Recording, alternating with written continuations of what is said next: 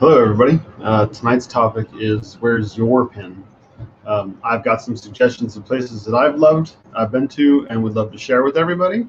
I'm hoping that others will join in and share some of their favorite locations. In the meantime, I'm going to kind of ramble on, kind of talk about nothing, give people a chance to kind of join in. Dylan Reggs will be here in a little bit, and so will Daniel Dempsey from Overland Family Man. Again, I'm just kind of rambling on until everybody's ready to go. Let's see here. So a couple things we could go over in the meantime. Let me go on screen share here. Oops, wrong button. And we're going to share entire screen. Share. Now, let's see here. So we've gone over this form quite a few times. The current closures. It's set to expire though coming up on June 15th, which is really soon. So I've said it before. I think I said it in the last live stream. I'm going to be up in the FH7 M4 area this coming week. So let's see here. 1 second. Realize one last stumbling block here. You can tell it's live, and I can't cut this stuff out. Anyway, so Thursday evening, leaving, be up somewhere around M4 FH7 area till Monday. So if anybody's going to be around, let me know. Let's touch base. At any rate, there is a list, the previous one, and I'll put it in this one, a link to places that are currently closed and places that are currently open. But again, it's, as I've said, a portion thereof. That's a good point to remember. So gone over this one a couple of times. Don't want to beat that one in too many times. So the fire restriction, building, maintaining, and using fires and camp stoves. So some of this to me, I've got some questions about, and I'm trying to find answers to them, but I want to make sure that they're answers that are true and correct. So I'm trying to get a hold of some people that I know that the advice they give me is safe to give all of you. So one of the things I thought was kind of interesting, though, is they say no smoking unless you're inside a vehicle or building, but then down below they talk about when you're actually traveling, as long as there's a 3-foot diameter of cleared combustibles. Okay. Also, I'm kind of curious about operating off of unpaved roads. Vibrate.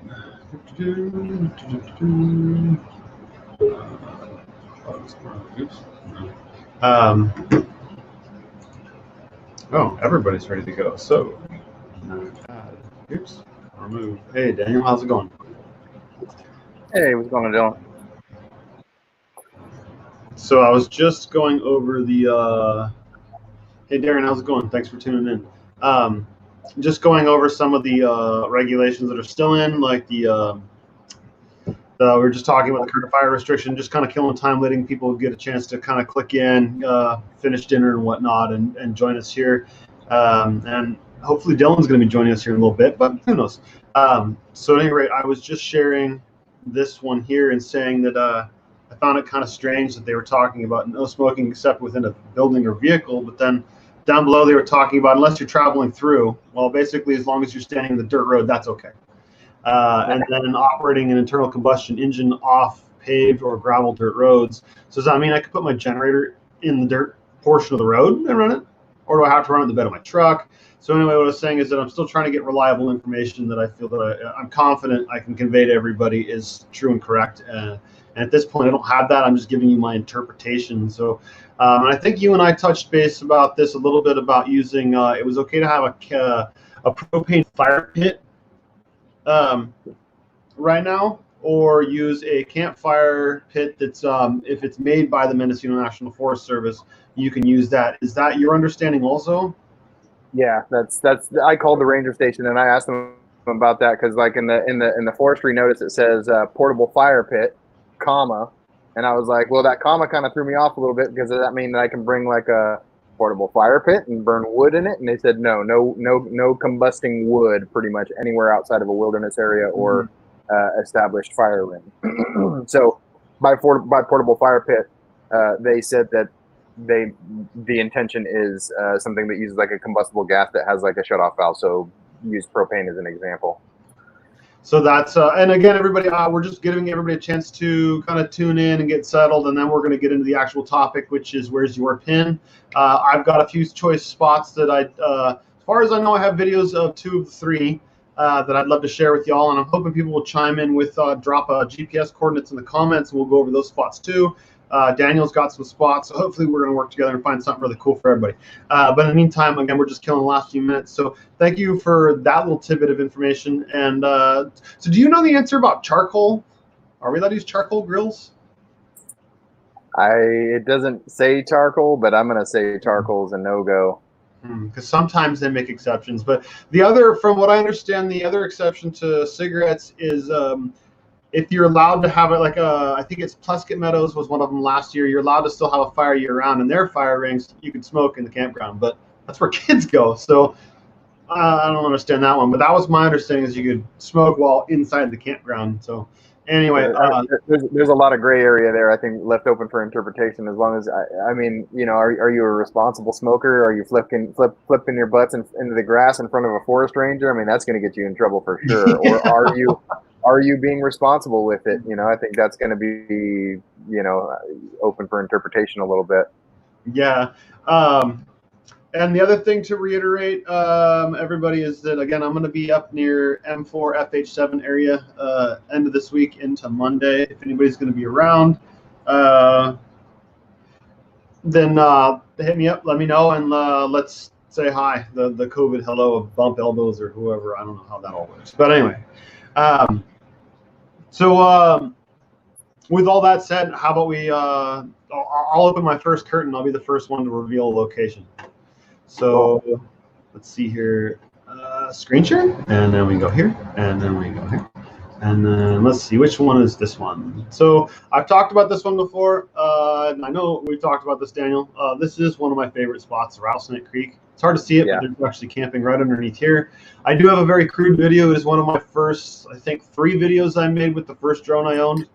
And the thing is a real winner. So, and I wasn't very good at flying them, so I apologize for the video. But epic spot because there's it's very private. You pull in through here, little overflow parking, if you will, in here. But you can hike down, and the swimming in here is some of the cleanest, clearest, just most beautiful swimming I've done around in a long time. I find it's best in late July and beginning of August.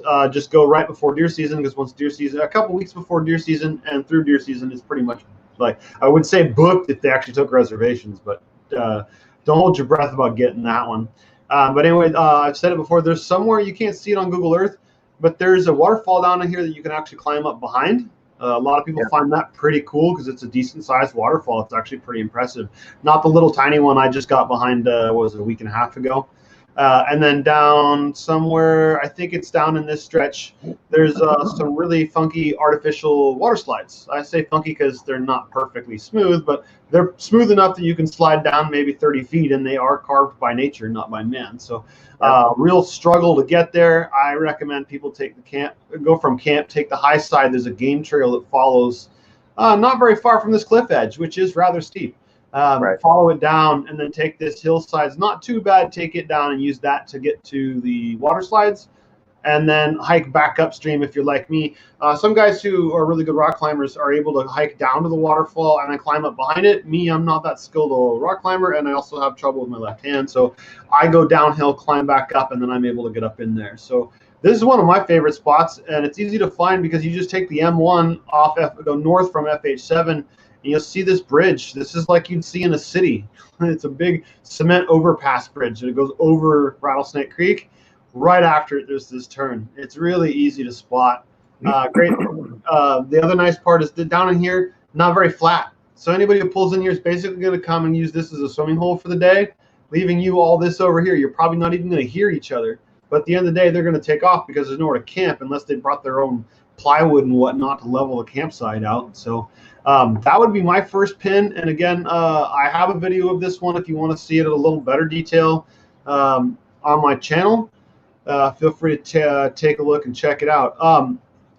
Daniel, are you watching the chat by chance? Okay, so it's still yeah. Okay, so we're good. So the other one, this one I found by accident. We closed this thing up last year. This one's Espy Ridge in my videos. I was trying to go out to Rattlesnake Creek spot, but the road was washed out, so I wasn't able to go far enough. Well, rather than go home, I turned around and I found. Oh, great. I should have looked it up. 23 and something or other. I have it in the video description and link in the video. And then it says go this way for Espy Ridge. So I headed up there for Espy Ridge. I'd never heard of it. I thought, well, I'm up here. I might as well go play around. And I found this little spot. And this clearing is actually really big. You can put a whole bunch of cars, a bunch of tents. There's a little fire ring underneath these trees right over here. There's a big elderberry bush over here if you're into gathering those like me. The sound of this creek is pretty loud this time of year, and the view once you hike out over, I think it was into this area, was pretty good looking out. I don't know what direction this is over here, but the view is really nice. So if you're going with a whole bunch of people, this is a good spot. Access is pretty easy. I made it with our Subaru without blinking an eye. I didn't have to get out and check anything. It was real smooth sailing. So that'd be a good spot. And it was right on the edge of, let's see if we can find the turn, right on this turn right here. So this hairpin 180-degree turn, there's a road right through here.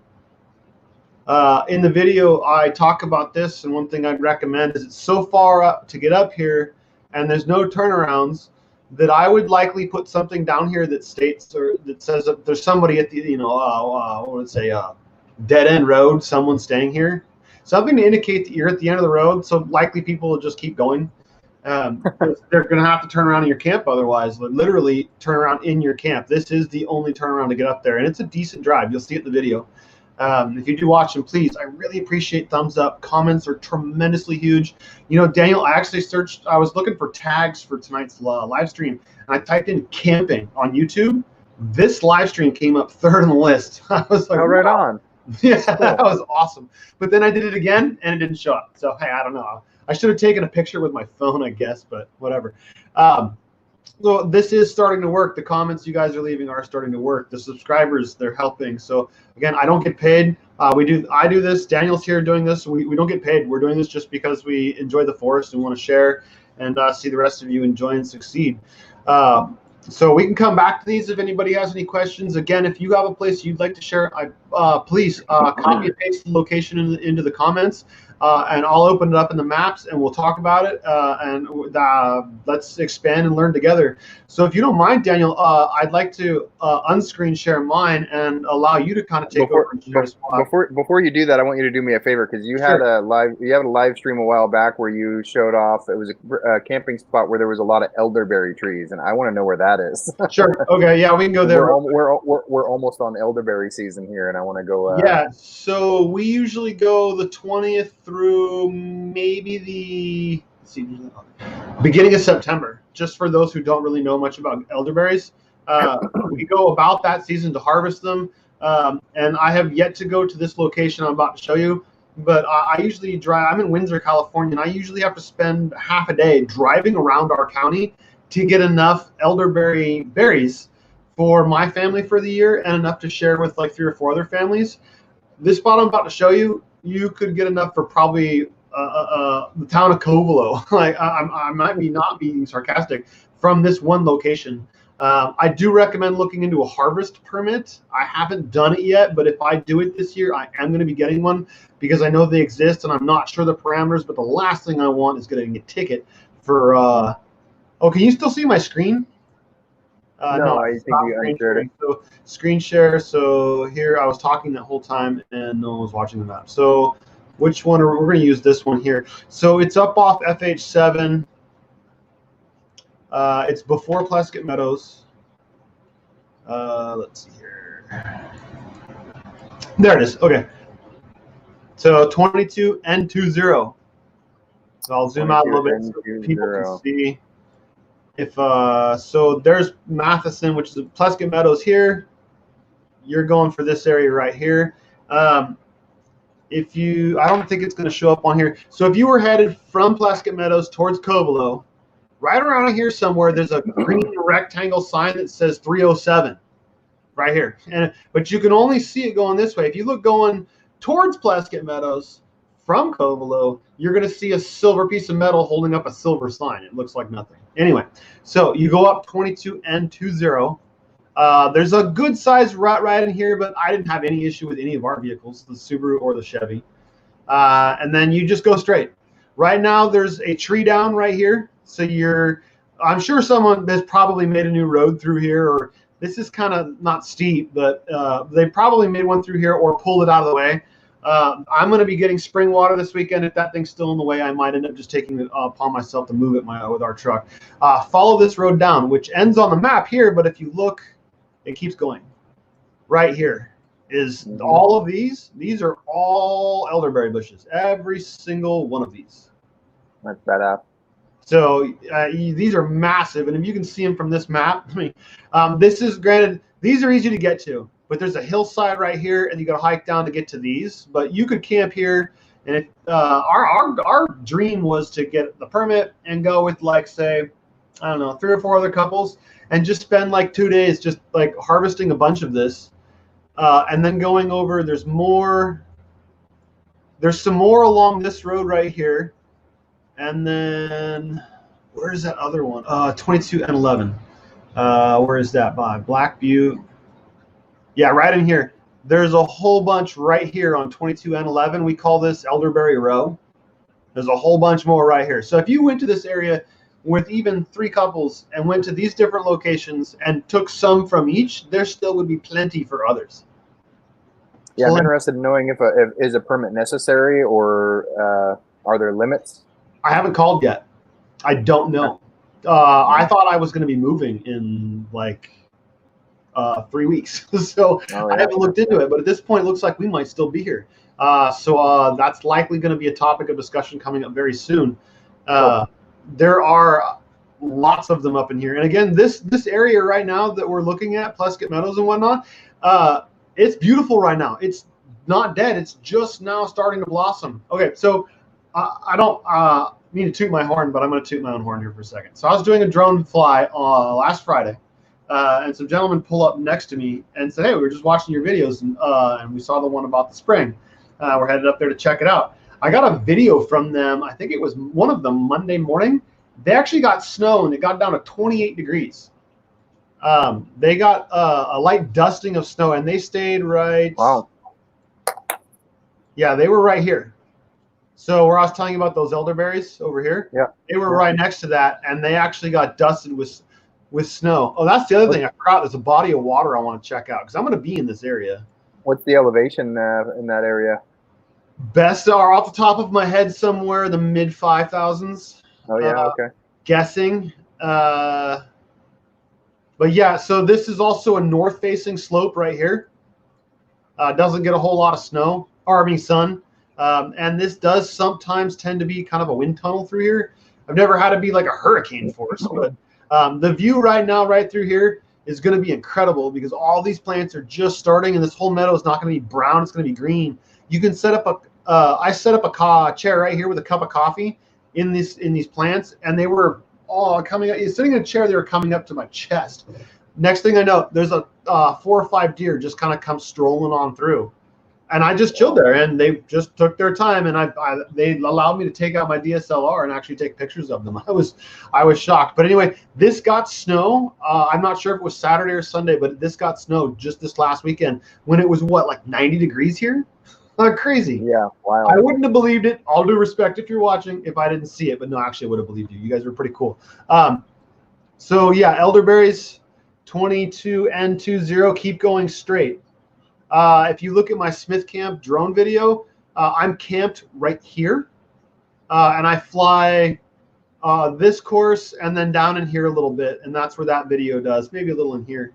But I keep forgetting that when I go check out the spring water, I want to check out this little pond thing. I never knew that was even there. Yeah, so elderberries, you want some? Lots and lots in this area right here. Like I said, you could go get some, and there'd be plenty for other people also. So does that make sense? Can you see all that? Yep. So I'm going to pass the mic. Stop sharing. Oh, okay. All right. I tend to explore. Let me see here. Let me get on a share screen. Okay, are you follow? You're responding to John here also. Yeah. Okay. I'm sorry. That's awesome. I live in Willows. Okay, so you live in Willows. I come in from the Covelo side. I really want to do the rest of it and check out your end. I'd be curious your thoughts on that. If you have any of you people or any of you people, if anyone's watching has a location, please put it in the. I'm going to allow your screen here. Please put it in the comments. Okay. Real quick, I don't know if I can share this link with the chat. So this is actually a really cool map. It's forestry. You can download PDFs from this. Did that come through in the chat on your end? There's a lag in the chat. Oh, there it is. Okay. Yeah, so they're all. Yeah, so I recommend anybody that's watching right now to bookmark that. So what that is, that's the maps that I'm going to use here to navigate. As you can see, you can kind of zoom in. You can click on an area and you can download the PDF. So it's a really handy forestry service.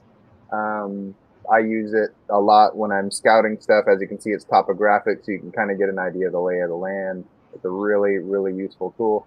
And you kind of get different views from different zones. So as you pull out, you can kind of see the various wilderness areas. That's going to be the dark green.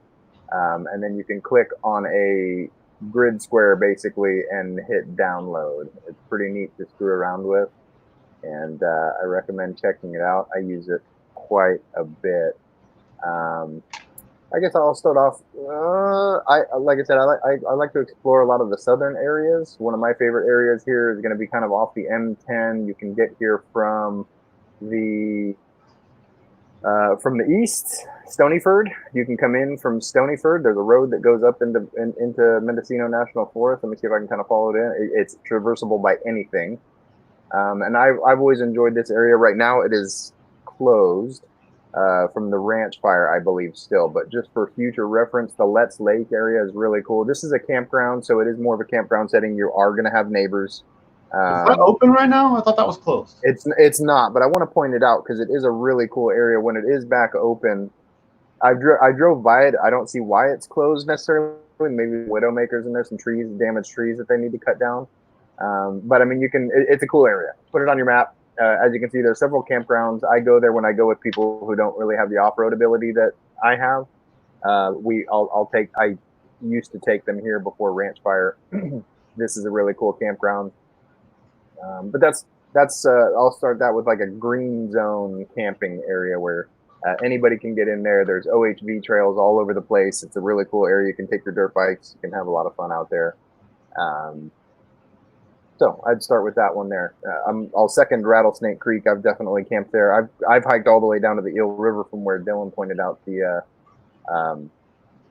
Rattlesnake Creek area. But you got to have a backup. If you're planning on going to Rattlesnake Creek, for example, have a backup because I've been there and it's not occupied. I've been there and it's occupied. Mm-hmm. So always plan for a backup on that one.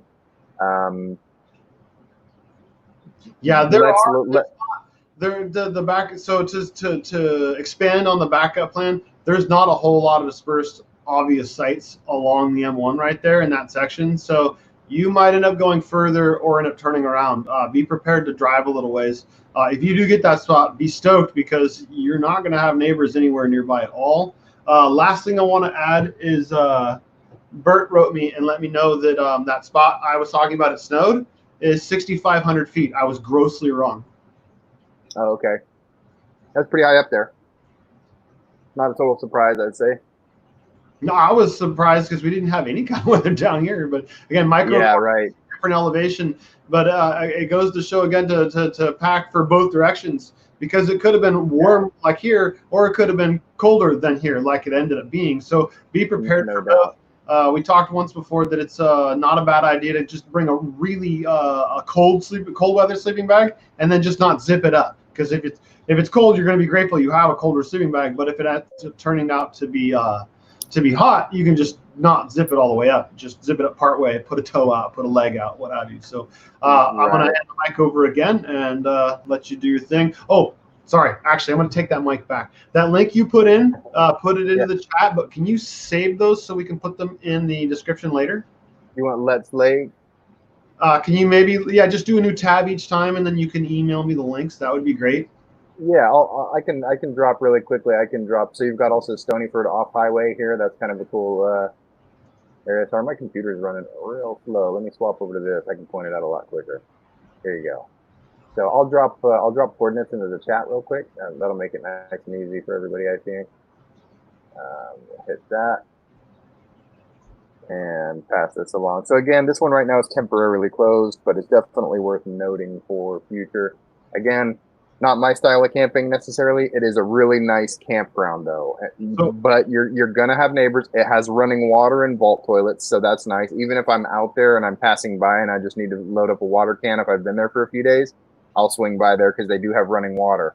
So that's kind of cool. There's a day use area. But again, just a note for I mean, it's still rugged by KOA standards, but it's as far as I'm concerned, it's an established campground. It's got vault toilets. It's got running water from faucets. You're going to share the running water. It's not every site, but there's running water and some facilities. It's one of the more established like campgrounds for Mendocino National Forest off of Lake Pillsbury. It's not on Lake Pillsbury. And great fishing. You can bag trout all day in that lake. And again, as long as you're 1 mile away, you can disperse camp. So you can stay a mile, and 2 feet away and be able to disperse camp, or stay 5 miles away. So don't forget that rule of thumb, that if you want to disperse camp, you can nearby. Just stay at least a mile or more than a mile away. Yeah, and there's a lot of that in this region too. I mean, as you pull out, I'll keep my mouse cursor there, kind of where it is. Where Let's Lake is. I mean, there's a lot going on here. As you go north, this is the Snow Mountain Wilderness, where there's no roads cutting through it anymore. But there's roads that get more rugged that cut all the way back around up the east side. There's some good dispersed camping along some of these creeks over here. I've driven past it. I've never found anything that I'm usually early in the day here, so I have yet to camp here, but I've driven around it. So get some nice rugged terrain. If you have a 4-wheel drive, you can terrorize those roads up there, and that's a good time. M10 here's kind of a neat area. One of my favorite, also somewhat established campgrounds is going to be right here in this area, the Bear Creek Campground, and that's a really nice little campground as well. It runs right along Bear Creek, as you can see. Here it popped up on my map. That's a neat little area right there. Also, it's vault toilets, no running water, but you do have the creek. So if you have filtration, you can filter. It's a lot of shade. It's really one of the better. Again, it's not dispersed camping, but it is a really nice campground, and I have never actually seen anybody camping there. And I've stayed there a couple of nights. It's got picnic benches and stuff like that, so it's a little bit more comforts.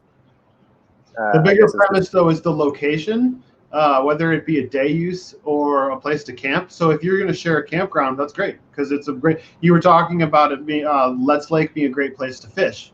Perfect. That's a great thing. I want to know about. They've got a day use area. I mean, you can, even by the campgrounds, there's like 3 campgrounds. There's day use parking. I mean, I'll put it in quotations. Where's my camera? There it is. Day use parking. Because it's not necessarily next to a campground, but you can kind of go in there. There's a couple like empty spots where there's not a fire ring where you can park, hike down to the shoreline and fish. So that's kind of cool. And there's some cool stories about the Let's Lake area and the settlements. And there's placards that kind of talk about the people that originally pioneered and settled that valley. So there's some cool history there to be had. Old gunfights and stuff with squatters and all kinds of interesting stuff happened out there. So what does Bear Creek have to offer us? Bear Creek has water. I like water. If you've heard me talk at all in any of your live streams, I like water. I love camping near running water. So Bear Creek has running water, and I like that a lot. I like to hear it at night when I'm sleeping. Really cool area. This is also, again, semi-established. I think it's got 1 vault toilet. I think there's 3 or 4 fire rings, and they're all like immediate access to a babbling creek. So that's a really neat area. Actually, a little bit further up the road here, you can see this is kind of cool. So this is actually, you can disperse camp down here next to Bear Creek also. So I'll drop a pin here. I'm not sure. It's been 2 years since I've been here, so I can't vouch for the road conditions this year, but this is a cool area that you can kind of drive down and not have a campground and probably not run the risk of having someone else next to you. Because unlike dispersed camping, if it's even a semi-established campground and there's 3 fire rings, it's okay to pull in there and camp next to somebody. That's a campground. You know, I think you did an etiquette stream last time, and I'm assuming like you probably said or would agree at least, if you pull up to a nice dispersed site and there's somebody camping there, politely back away and leave. That's what I would expect somebody to do for me, and that's what I would do if I saw somebody. I've done that. So campgrounds are not the same rules. There's 3 fire rings. You know, say hi to your neighbor. Yeah. We did even cover the fact of, please, if you see someone camped in a dispersed camp and you're driving down, say, a dirt road, to slow down when you're passing. Yeah, slow down. They don't have Wave. air circulating. We don't have AC, so they're going to breathe your dust for quite a while, and they're not going to think, wow, that was a really good driver. They're going to think, God, what a jerk. Yeah, totally, absolutely. So I might break down 1 or 2 of my secrets here, just because it's not like we're telling the whole world, and there's a million people here listening. How many people we got in here? If there's more than a million. No, 5. Okay, you guys are the privileged few. So I don't know. Did you touch on in your last live stream the fire safety thing? I heard you talking a little bit about it beforehand. So no combusting wood, as far as we know. Now you can dig into it more. There's some unclear gray areas, right? But pretty much rule of thumb is no wood combusting unless you're in an established fire ring or wilderness area. So this last week I've done a lot of online exploration on Google Earth and Gaia Maps, Gaia GPS, and things like that, trying to find wilderness areas that you can access via road. Tahoe National Forest, Desolation Wilderness. If you've got a built rig, you can go up the Rubicon and you can do that, but you're going to get a lot of rock crawler traffic. So there's some places like that in the Sierras, but very few and far between. Here we have actually, I'm going to bring you over to my Gaia because I've got different layers on here. Bear with me here while I pop that up on the screen. So here in Mendocino National Forest, we've got actually a couple wilderness areas that you can access via vehicle. So wilderness areas are by definition no roads. However, I'll give you an example on the M3 where you've got a road cutting through the wilderness area. So this whole stretch here, now these are areas here that you cannot have a combustible fire. And again, it's high fire season. Don't be an idiot. Don't be a dummy. Don't build huge bonfires, but small cook fire, small fire for warmth is okay in a wilderness area. They still stress, utmost safety. You have to have a bucket of water nearby, axe and a shovel. But you can see, like, this is a wilderness area that is traversable, and you don't need anything really special to get through here. I pointed out on the last live stream that I participated in, right now, there is one rough section of road that I wouldn't recommend a car or very low clearance 2-wheel drive going. But if you've got anything that's all-wheel drive or 4-wheel drive, like a Subaru or better, you can drive out this road. And there is dispersed camping to be had in wilderness areas that you can car camp off the M3, which is rare in California. I mean, it's almost unheard of. In Mendocino National Forest, whether it be the Snow Mountain or the Yola Bala Wilderness, those 2 wilderness areas, also the Yuki Wilderness up by Whole Mountain, there's car accessible areas. Hi Dylan.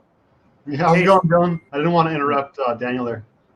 But yeah, so this is kind of like my special FYI is that there are car accessible wilderness areas where you can legally have a bonfire even with the fire restrictions. So I've marked it. You're saying that there's because my understanding has always been no motorized vehicles of any kind in the wilderness, and so these are. Go ahead. Oh yeah, no, I didn't mean to cut you off. So I mean, that's where you got to kind of use your own good judgment, right? You don't want to be paving a new road, but there's a lot of established tracks, and if you're not creating a new track, I don't think. I mean, me personally, now, I mean, follow your own good judgment, but as long as I'm not trailblazing, I don't feel like I'm necessarily doing anything wrong, because a lot of them are like highly traversed tracks. So I mean, forestry, probably everybody drives on these roads. I wouldn't go blazing off into a new meadow all by myself, you know, just tearing up the earth in my vehicle by any means. However, like right here, for example, I marked the spring. Is this, wait, oh no, this is Skeleton Glade. Okay, I've got another spring. There's another spring area that's south of here. Sorry, my computer's running really slow. Yeah, I had to restart mine like right before this came on. Like, no, it wouldn't even load a map at all. Terrible. Well, like this area, Thistle Glade. So this is actually a nice semi-established campground. I've never seen anybody on Thistle Glade, and you can camp there. There's fire rings. But this area here, as you get up past Skeleton Creek, oh, sorry about that. No problem. So these are all areas that I like to camp at. For example, this area here, Bowery Flat, you can see a lot of it's cut through with roads. I've marked like this is I call it the scout camp. I pointed that out a little bit, I think, on a previous live stream. There's a ton of dispersed camping to be had right here. I mean, if my vehicle is parked at the end of this road and I carried my tent 100 feet over here to the fire ring that's in the wilderness area, I'm going to build a fire. And technically I'm not wrong. And it's not against the law. It's by forestry standards, it's okay. I'm just not going to get crazy with it. I'm going to have water nearby, and there is water here. There's actually a creek that washes kind of right around here. So you can access, I have collapsible buckets. I always load them up. I set them by the fire. So that's kind of my drop a pin hot tip of the night is there are wilderness areas that are accessible by car. And don't go trailblazing, but you can see these roads that cut in, and you can see that there's even campgrounds and stuff like that here. None of this is ever occupied. I've never seen anybody out. Once or twice I've seen people on the road. I've seen a couple groups of like Jeeps, like a Jeep club drive by on the M3. I never see anybody camping out here. That's not to say that people don't, but my hot tip of the night is this area of the map, particularly here, which is on the M3 near Crockett Peak and Bowery Flat. So kind of a neat area. And then, like I was talking about the wilderness areas, I drop pins in areas I want to explore too. This is, for example, is an area I just drop these as I explore my map and I try to find new areas. This looks like an area to me that has creek access. And if you look at this on, I like to use Google Earth a lot because Google Earth gives me, they model the elevation. So I'll show you what this area looks like, for example. I might have already been doing that earlier tonight. Yep, same one. So I like to use this because you can really get an idea of what the terrain like and how accessible something actually is. So this, to me, looks like there's likely swimming holes here. And there's tracks over here. So, I mean, this is accessible water by vehicle at these coordinates. So it's something I'm going to explore. I haven't been there. I've been partially down the road that leads to here. But yeah, there's another pin that might be worth investigation. I don't know if you need a Jeep or something to get down there, or if a car is okay. Zoom out a little bit, slowly. Keep going. Weird. That looks just like where. Okay, now go back. That looks just like where you go. Zoom back in. That looks just like where I go at Indian Valley Reservoir. If the road makes the same. Oh yeah. I know what you're talking about. And there's on the other side of it. It looks just like that. So interesting thing is, if you follow this creek out to this right here, guess what spot this is right here? Eel River? Yeah.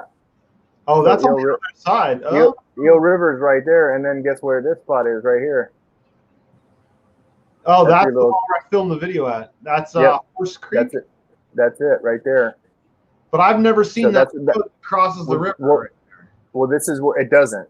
It doesn't. That's an illusion. I've looked for that. It does not exist. But this is that campground in the trees right here. You know, that camp spot. It's always occupied. It's almost always occupied. But this is that spot that you took a video camping on the river. I forget what video it is exactly, but that's where people camp in these trees. They camp over here also.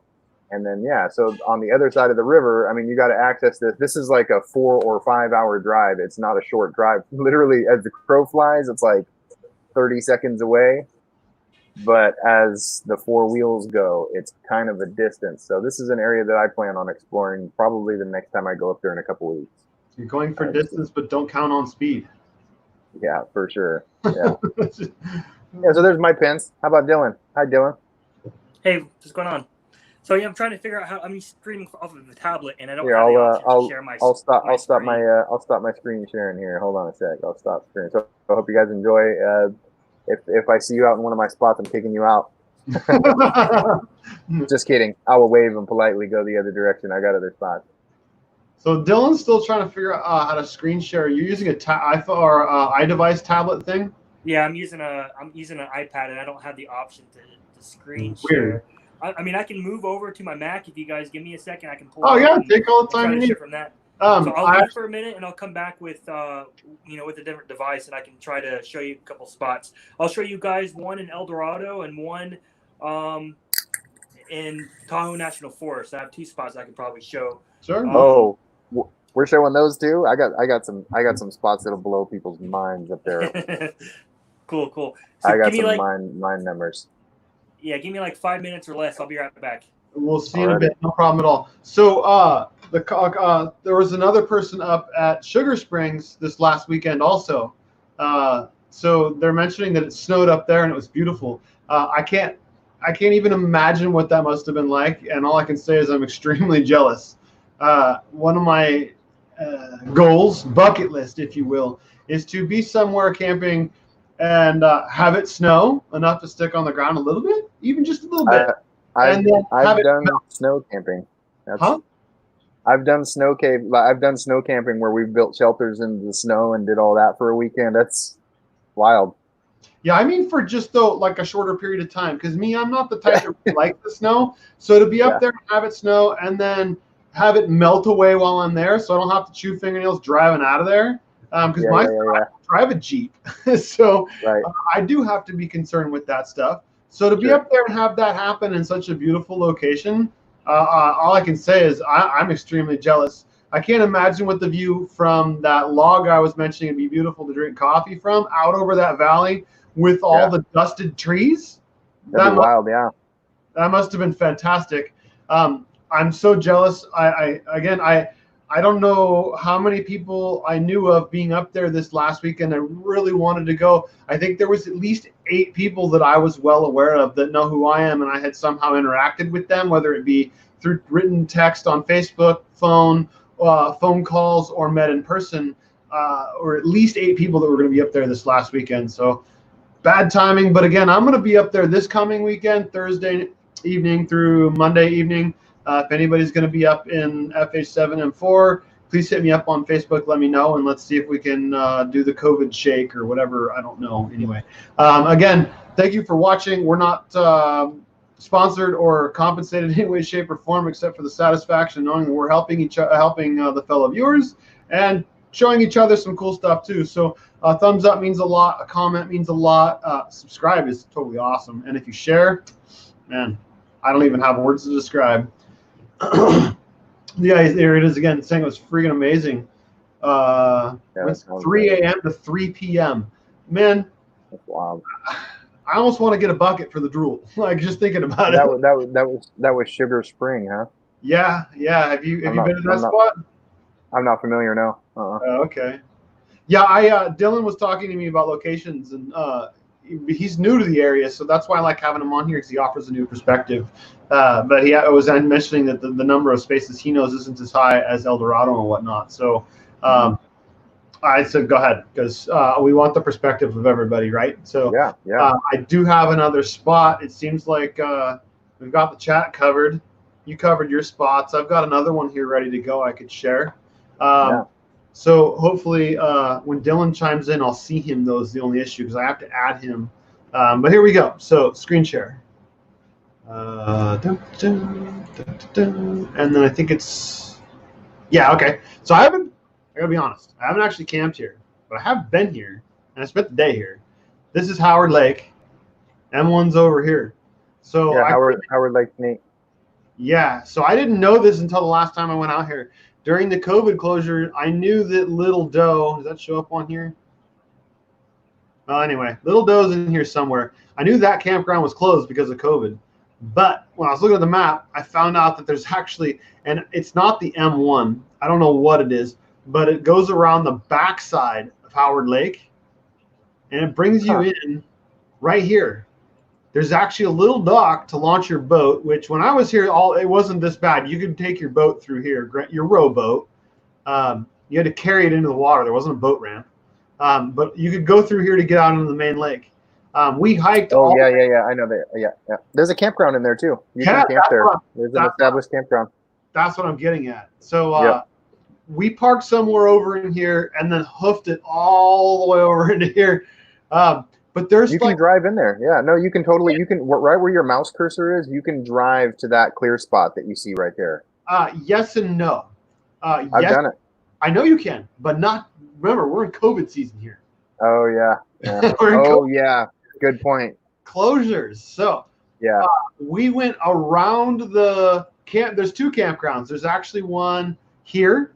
We parked. I guess it was over here, and then we found a game trail that went through here, and then led us to that road you're talking about, which brought us in over to here to this campground. I didn't know it, but yeah, there's like 4 spots right in here. There's like 1, 2, 3 here, and then there's another one over in here. And you're ready to fish right on the water. Boom. Line in the water that morning, that evening, right there. I ended up hiking around the lake. There's a very easy trail to hike around, all the way around. It goes over in here. And I started fishing over in here. My son ended up swimming here, and he loved it. It's kind of a drop off. It goes to, real quick, goes to a foot or 2, and then drops off even deeper. And I don't know how deep. But we spent the afternoon fishing along in here. That slow fly I have of Howard Lake is actually, here it is. This is Howard Lake from Google. I do have a drone video of going really close to these lilies when they're in bloom. And then worked my way back along through the trail to back to over here at the end of the day, fishing along the way. There was a ton of bass, lots. They were all small, I don't know, 8, 10 inches on average. But where there's small ones, there's big ones, and there were a lot. I did a lot of fishing. I did no catching.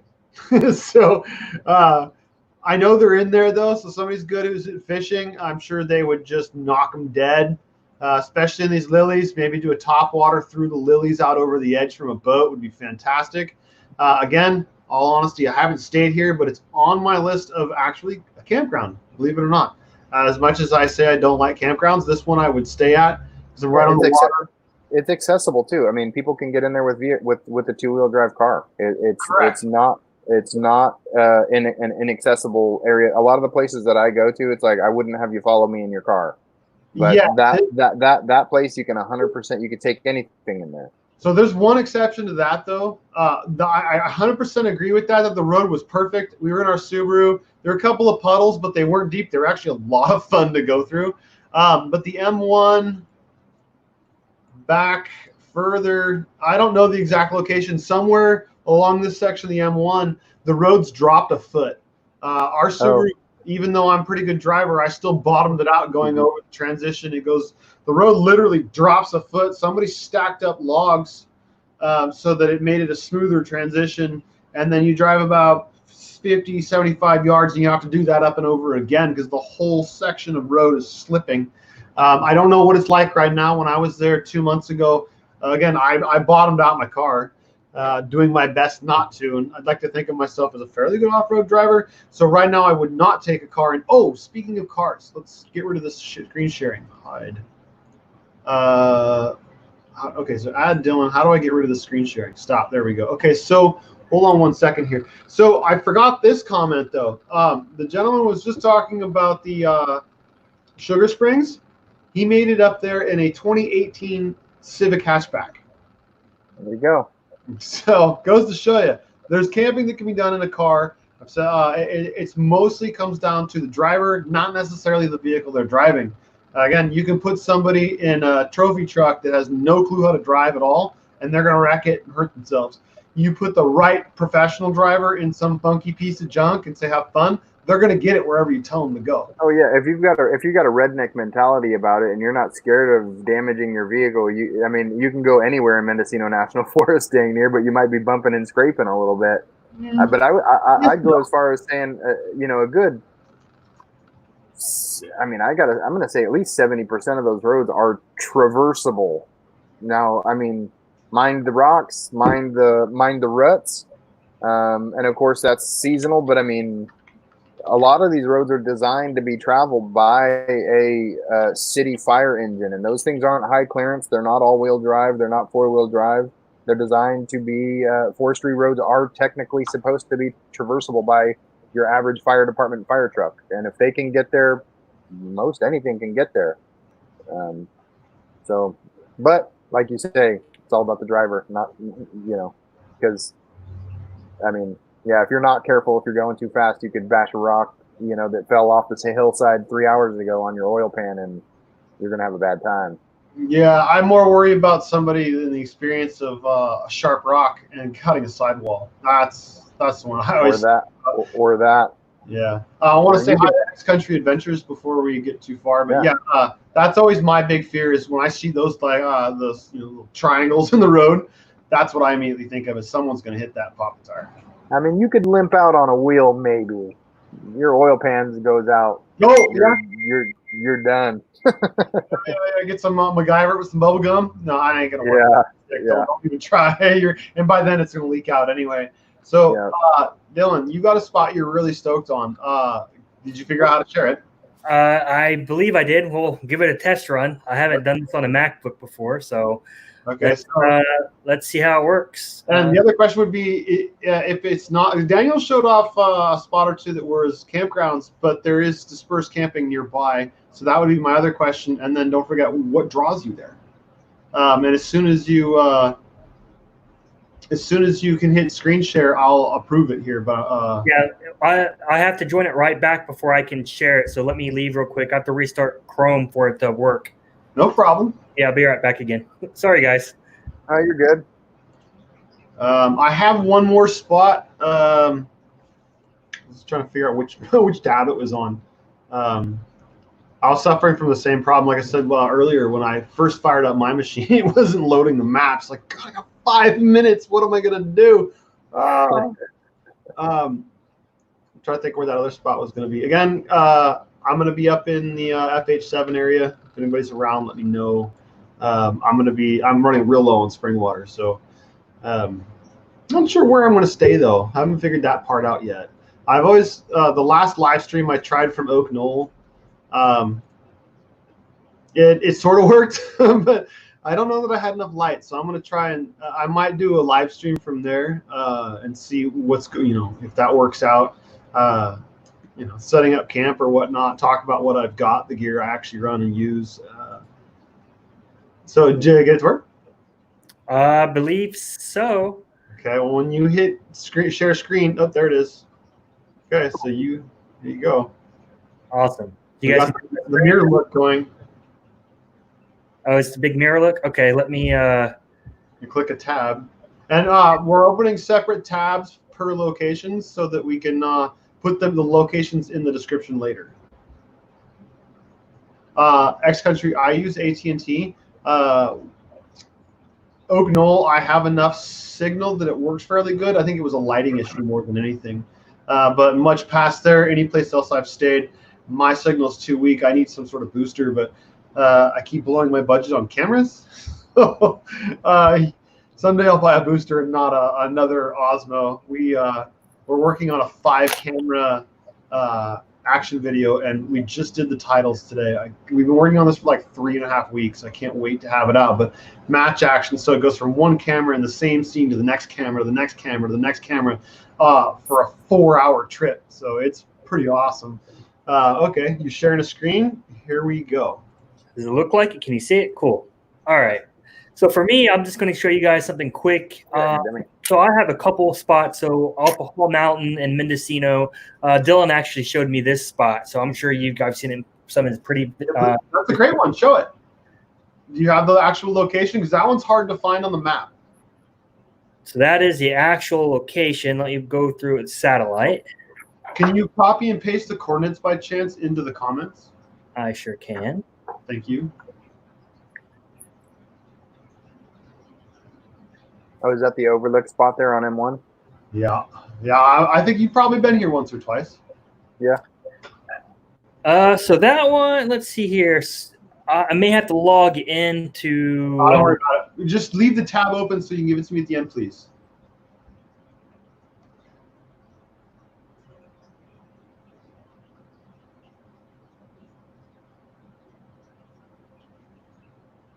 Did we lose? Did I lose volume?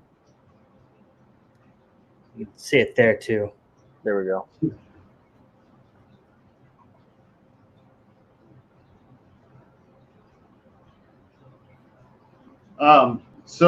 I would just sent a message asking if I've ever taken a car up from the springs or the water spring.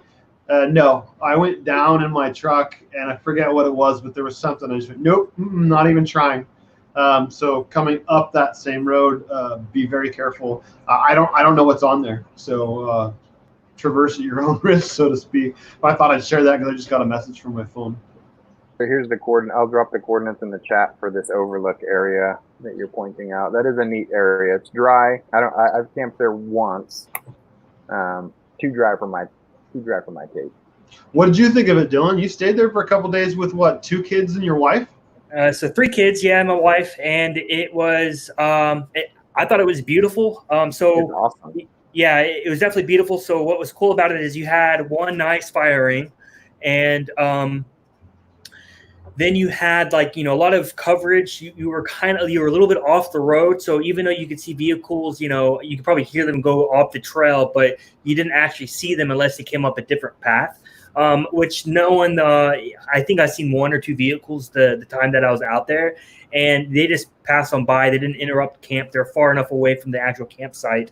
But what was cool is outside of the camp area that we were at, there was actually another fire ring that was sitting on the overlook of the forest itself, and that was a beautiful view. We got to watch the sunset over the horizon, and it was magnificent. And what's cool, I think on the second night that I was there, it was kind of foggy, and the fog didn't actually come up the entire length of the mountainside. It only went up maybe halfway, so it looked like you're sitting on clouds. I thought that was amazing. I never experienced that before. And yeah, so you are close to water. That is a drawback. If you're trying to find water, then that's something you're not going to be too close by. But we went in February, so we're not going to be doing anything with water anyways. But you were low enough where you were away from the snow, so you can go pretty much during wintertime. If you're waiting to get out and your vehicle can't traverse snow or icy areas, that is a good place to get to because it did not snow over. And in February, you're talking peak of the cold season pretty much around here. That first night, it did get pretty cold because of the wind. It got down to like 22, 23 degrees. But, I had a Mr. Buddy heater, and that thing just toasted us up. And it was a really good experience. It was my first time going, actually, dispersed camping around here in California. And Dylan actually was the one who introduced that spot to me, and I marked it, saved it, and it's pretty much one of my go-to spots now. For me, I live around the Fairfield-Sassoon area, and it's a little bit more of a drive. It takes about 3.5 hours to get there. Getting to the forest takes about an hour and a half. So going through that trail up M1 to get to it typically takes about an hour to an hour and a half, depending on how well you know the trails, how capable your vehicle is. Like I was in a Jeep Wrangler, but I didn't air down the tire, so I was trying to be careful. Just I didn't want to puncture a tire or anything like that, so I took it much slower. But if I went back up there again, I could probably cut 20-30 minutes off the drive, just by airing down and not worrying about like rocks and stuff. It was pretty easy to get up. There was one spot where if you don't have a little bit of clearance, it may be a little bit harder on your wheels and tires. Like if you have 20-inch rims and 22-inch tires, you may want to think twice. Yeah, those low-profile sidewalls. Yeah, they look good on the street. You take those off-road and they ride like beep beep. Yeah, you definitely want to go through anything like that. But if you have like a normal, SUV or just a normal vehicle where you actually have some sidewall, then you can make it up there just fine, no problem. And again, it's great to go any time of the year. In February, I could have a fire out there. That was something that for me, camping, it's not camping unless you have a fire. And so any place that I'm technically going to try to go to, I'm going to prefer that fire, unless it's just like me and the dog or me and some other buddies and stuff. But with the kids and the family, I'm trying to find a place that I can have a fire almost year round. And I know Mendocino has some spots. This place in February, allowed it. I'm sure other places, allowed it and stuff too. But this was beautiful. And I've camped, a lot of Midwest. I camped a lot in the South and in Texas. I camped a lot in Florida, and out here in the West Coast, Mendocino is definitely impressive. Oh, absolutely. Yeah. So to kind of expand on that spot, one of the things that's always impressed me is if you're in the morning when you wake up, you were talking about with the fog, it's like down in the valley. So when you overlook that, when you overlook all that fog, it really just feels like you're above the clouds. It gives you that feeling that you're soaring in some sort of a bird, and it's really a great thing to wake up to. Also, the sunsets that I've seen up there are some of the best sunsets I've seen. You're just higher than like 5 or 6 ridges out, so you can see really far, especially if you go to the top of Whole Mountain. The other nice thing about that location is that if you have kids, it's very clear. You can see them for a good distance away. Yeah. And the other thing is it's set away from the bluff. So you're on a hill, but the nice part is that you're in this little nook, if you will. So the wind kind of goes up and over the trees and just kind of bypasses you. Sure, you'll get wind there, but only when it's really, really heavy. So that's a great aspect of that location. And you can have a lot of people with you. Granted, right now that's not, I don't know, illegal, or I don't know what you're supposed to call it, but you could have a lot of cars up in that spot. It's a great spot. And it's very easy to navigate too. So those would be my thoughts. I have been there and seen 3 feet of snow on the ground though. So do be prepared that if you go up there and you do run into snow, just go a little down the road a little bit. There's a lot of places to disperse camp up on the whole mountain up there. Not as many past that spot, but there's a lot below it too. So would you agree with that one, Daniel? He's muted his microphone. Oh, he's on the phone. Sorry, there we go. No My problem. dog was trying to wrestle with me a minute ago, and I had to mute that. You can encounter snow right now. Like was said in the chat a minute ago, they saw a dusting of snow recently. So I mean, I've had to turn back. If I'm by myself, I don't try to traverse snow, even though I got a Jeep with all the toys. I try not to do that. With another cool spot about Dylan's spot there. Also, I put in the chat their coordinates just up the road a little bit. I'm not sure if you guys know this. Dylan, you probably Dylan P. You probably know. Are you familiar with the hang glider launch? Have you ever seen hang gliders up there? Oh, yeah, I've watched So I've been there a number of times at that overlook camp spot. I'll usually stop there, have a picnic or whatever. It's one of my stops on the way out to just look at the view. But the hang glider launch is just up the way and off to the right when you're overlooking that valley. You'll see hang gliders go soaring by, and they'll go way up. Like they'll ride in the dead of summer. They'll ride the whatever they call it, the drafts up. And it's pretty wild to see them because they draft all around the sky right there. I've seen them launching right up the road. I put the coordinates in there. You can see there's a ramp. Somebody built a ramp, or I don't know what it is, but they just go run right off the edge. I've stood there and watched these guys run off this ramp out into the valley. It's wild. And then they'll go all the way down and land down in Gravelly Valley. Like they'll have guys, park vehicles down at the bottom and park vehicles up at the top, and they paragliders and hang gliders, and that's kind of another neat thing about that spot is you'll see them do that as soon as they typically kick that off kind of around lunchtime when the heat starts making those upward drafts. Mm-hmm. That's kind of a cool thing about that spot too. Is you can watch those guys from there, and it gives me anxiety just watching them. But that's another neat thing. Well, yeah. So pause for a second. Carlos, thank you for the positive words. I really appreciate that. That's what we're here for, is we're trying to share these locations. And Kevin, I'd be grateful if you could pop in a location so that we could see this a spot, or are you just generically speaking of the spot in general? It's a good spot. Either way, I'd love to know more. Again, please, a thumbs up means a lot. I can't do it too. A thumbs up means a lot. You can see I've been painting. Hot red-handed or white-handed. Thumbs up. Comments are awesome. Thank you, y'all, everybody, for commenting. Please remember, shares are awesome. Subscriptions are even better. So, again, Whole Mountain's got a lot going for it. I really had a great time all the times I went there.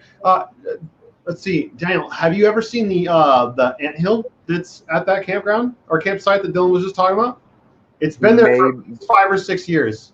It's probably never took note of it. I showed it to you, Dylan, didn't I? I did not see it. Oh, I didn't show it to you. It's by the entrance. It's been there for the last, I don't know how many years, long time. But it's probably my wife would freak out if she's seen an ant. Oh no, this thing's massive. It's a good 18 inches tall and probably 2 feet across. Wow, and yeah. It's right there on the side of the road as you come in. This thing's massive. It's really big. I've never had a problem with ants there though, so I don't know. But I weren't bad when I was there. It was good. Yeah, it was a good spot. Yeah, it's got a lot going for it. Again, though, I've been my thing is I've just been there so many times, and I'm trying to expand my horizons now and learn new things and meet new people and go to new places, and that's what we're hoping to do now. I'm probably going to be a broken record and stay at a place I have before when I go up this weekend, but I'm going to be visiting locations that I've never been to. I'm going to be taking the map and looking for end roads I've never seen, never heard of. So that's going to be my goal. So we're caught up on the comments. I did the please thumbs up and all that good stuff. So should I switch it back over to you, Dylan? You have another spot you want to share? Sure. Yeah, Dylan, show us desolation. So let's see here. Are you guys able to see my screen? Yeah, you should be now. I just authorized the sharing. Okay. So you guys, if you guys can see my screen, then the place I just went a couple weeks ago, it was this spot right here. And I'll zoom out a little bit before turning it to satellite.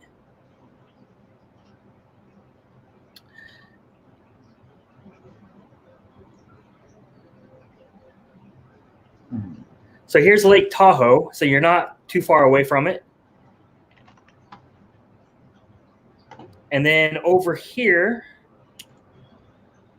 is Sacramento. So for me in my area, you basically just took 80 or 50 all the way across until you make a left. You gotta remember what road it is. Sorry, I'm trying to use my MacBook on this. I haven't used it for. You're fine from that way, or he could actually go up through 50 and 80 and go to the Tahoe area. So he's in a unique position. For me to go up to Tahoe it's like 4 or 5 hours. It's a lot further than if I go up to these spots. So he's in a pretty unique position that I gotta admit I'm a little jealous of, because you can go, you got a lot going for you there. But go ahead. Yeah, so I'm trying to find the road. I may just have to navigate to it, but essentially what you're going to do is you're just going to take, in my case, I took 50, and I just ended up making a left into El Dorado. And I don't know if you can see my mouse or not, but basically I just kind of went around Ice House Reservoir here, this little this big lake, and just headed into it. This is all pavement. So this is something, if you have a vehicle that does not have much clearance at all, and you're worried about, doing some damage or whatever, you're worried about rocks and stuff, this is pretty much nothing but pavement driving. So all this is pavement, and I wish I could zoom in enough, but basically off of one of these roads here, I think it was this one actually, this is the road I took, but all this is pavement. And then you just keep taking it, and then it ends up just kind of splitting off into one of the forest routes here, and you just go straight up and take a road, and it's still pavement. And it took us pavement all the way to that specific camp spot. So I just took it all the way up, and then you'll have like a little divide here, and you'll see a sign. It'll say like you can go this way or you can go any of these ways. And what's cool is anywhere on this road, you can disperse camp. All of this is on it. So as long as you're on Ice House Road, which I believe is this road, if I'm not mistaken. Well, this is a Forest Service road, but I think it also labels it as Ice House Road. Yeah, there's this road right here. But anywhere around this, you can actually disperse camp. And same with this Forest Service road. But you'll just take it, and it's like I said, it's all pavement. I wish if I can zoom in enough, you could tell. But you can see that. You can see in right here, it's all pavement driving, very easy to get to anything. And anywhere along this road is open for camping. And then there's this nice campground right over here. But all you're going to be doing is just making a left on there. And again, you can still tell pavement. So very easy access. That's incredibly easy. They've got it paved. Yes, this whole road is paved everywhere. Even here, you can see it. No more airing down your tires and. Nope. You don't have to do any of that. So very easy access. And then, like I said, you'll just follow the road, and it'll end up taking you. You can take any of these roads. You can go anywhere you want around here, and it's very easy. You can't get lost because it ends up circling around up here.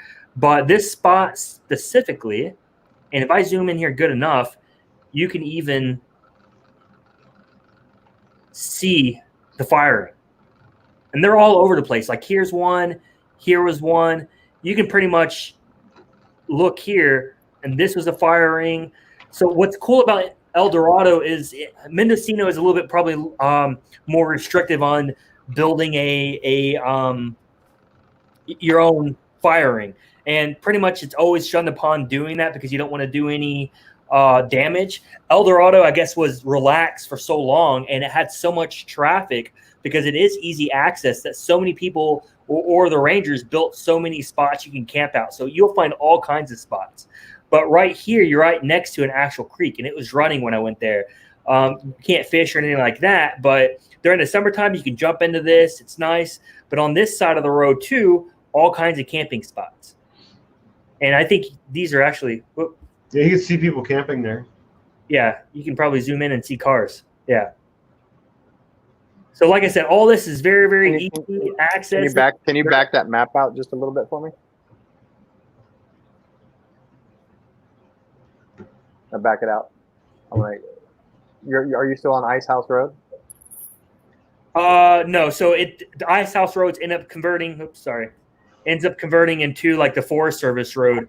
It's like Ice House Road all the way here, I think. Well, or you'll see it'll be Ice House Road, and then you'll turn left on the Forest Service Road. I don't know why it's named this. I was gonna say you probably turn off because I think Ice House runs all the way up to Loon Lake, if I'm not mistaken. Because I've been up there to go to do like the Rubicon Trail. Correct. And another thing about this whole area is like there is a lot of 4-wheel drive trails out here too, if you like that kind of thing, which I do.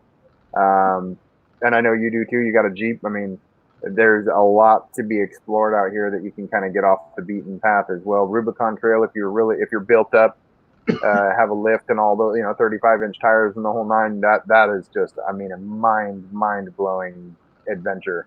But yeah, that whole Ice House Road. There's a lot of lakes up there too that you can fish. I've explored that area extensively. Yeah, it's a neat area. So yeah, when you come up here, like the area that I camped this last time was actually taken. Someone took this spot. So and I tried to go this way, and I did, and I think they might have blocked it off up here, or like I think it might have been blocked up here. I forget where it was blocked off. And I wouldn't say it was blocked. I think it was just a road, but I think I tried to follow it or something, and I ended up getting caught. But like I said, you can see even over here, people have camped. Like there is so many spots to be had out here, and it is pretty popular. So it's going to give you more of a feel as if you were actually camping with no amenities. So you're not going to have any running water, that type of stuff. But you will see people around here because, again, this was nothing but pavement. And you are kind of right off the road. So that is one of the disadvantages I don't like about El Dorado is most of the easy access spots, you are literally right on the road. So you can just see people drive by if you want. It kind of makes it give you a feeling of a typical campground without all the options and no money. And you do have some better, views, I think. But like whenever this spot was camped that last week I went, that was the place that I wanted to go. What I end up actually doing is going this way. And again, all pavement. So it's not difficult. And it was maybe 10 minutes. But again, you can see like what people do is they come off this road and they'll pull in and they'll just camp right here. It's completely illegal. And and you can just slide in with your vehicle, and it may be like a little bitty hill there, but you can get in with your vehicle and just have 4, 5, 6 vehicles. And usually they have already established firings. But anyways, you can keep following the road here, and eventually, if this is the right one, yeah, you can end up turning a left and kind of going off the dirt road and typically camp anywhere around here as well. But they're all easy access. None of these roads were very difficult at all, even though these were off the pavement. They were very easy to navigate. But we explored this a little bit. Hold on. Can I pause your screen? Hold Go back up a little bit. Keep scrolling up a little bit more. No, not zoom out. Zoom in a little bit, and then yeah. So right there, zoom in on that a little bit. Back out. Okay, so here's an example of if you're dispersed camping where his mouse was, right there. Let's say you're camping right there, but see how there was a road that went through that. So in theory, if you're camping there and someone was on that road, they can go right by your camp. So right. Do note that when you see a road that keeps going past your camp, consider how close it is. Like one of the spots I was just showing you, you're actually behind some trees and shrubs, so they only see you for a moment. Whereas here, they're almost going to feel like they're driving through your camp. So that would be something that I would say about this is just be aware that if you stay in one of those spots, you're likely to get some traffic. Now, it looks like the road doesn't go very far, but in theory, another aspect to pay attention to is what's at the end of that road, because someone might be able to camp there. And if it's a dirt road, you're going to have dust every time they go in and out and in and out. Those are fine. I'm just making sure that you think of these things when you stay there, because not everybody who's watching is experienced and going to think about that kind of stuff. And we want to share the tidbits of information to make their camping experiences as joyful and awesome as possible. Yeah. So it's a double-edged sword, because some people like to know that there's traffic nearby too. I mean, I camp with folks that are like, not seeing anybody for a couple of days or going several hours out a dirt road and not seeing a single soul. That can be a little unnerving. I mean, even myself, I mean, I put a dual battery kit and everything in my Jeep because I was like, man, I don't want to hike my ass 3 days out of here. Like, I want to be able to start my rig. So having traffic isn't always a bad thing, in my opinion, either. Yes. No, yeah. Okay. I'm just giving more food for thought so people can. Sure. Yeah. Also, absolutely. One thing I noticed with El Dorado is there are a lot of people who come out and they hang out for the day, because they'll come out here and they'll pitch a tent or they'll just barbecue and do some stuff. And then they'll go, up the hills, they'll go hiking. They'll do all these little bitty trails. They'll just go into the forest and hang out for a little bit and come back. But they're not like actually, camping there for very long. So they don't mind if traffic goes through. But like I said, that is, like Daniel was saying, it's a double-edged sword. So sometimes you will see traffic go through. Other times you won't see anyone because it is off the pavement. Some of the roads can get a little bit rougher, but again, like you can, take off down here. I think this is the area that we went to, or maybe not. I might have went straight a little bit longer. But what happened for me where I went is I went far enough and I could see this whole entire mountainside on my camp spot.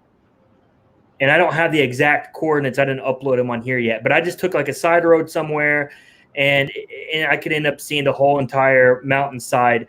And it was beautiful. If I could share that with you, I would. If I can. Yeah, that's one thing about like Desolation Wilderness, El Dorado National Forest, Tahoe National Forest, Plumas National Forest, all of those areas that are kind of on the northern, well, at least our kind of section of the Sierras. You can have your own private Yosemite. Like, I've got some spots I can point out to people also that I have marked on my map.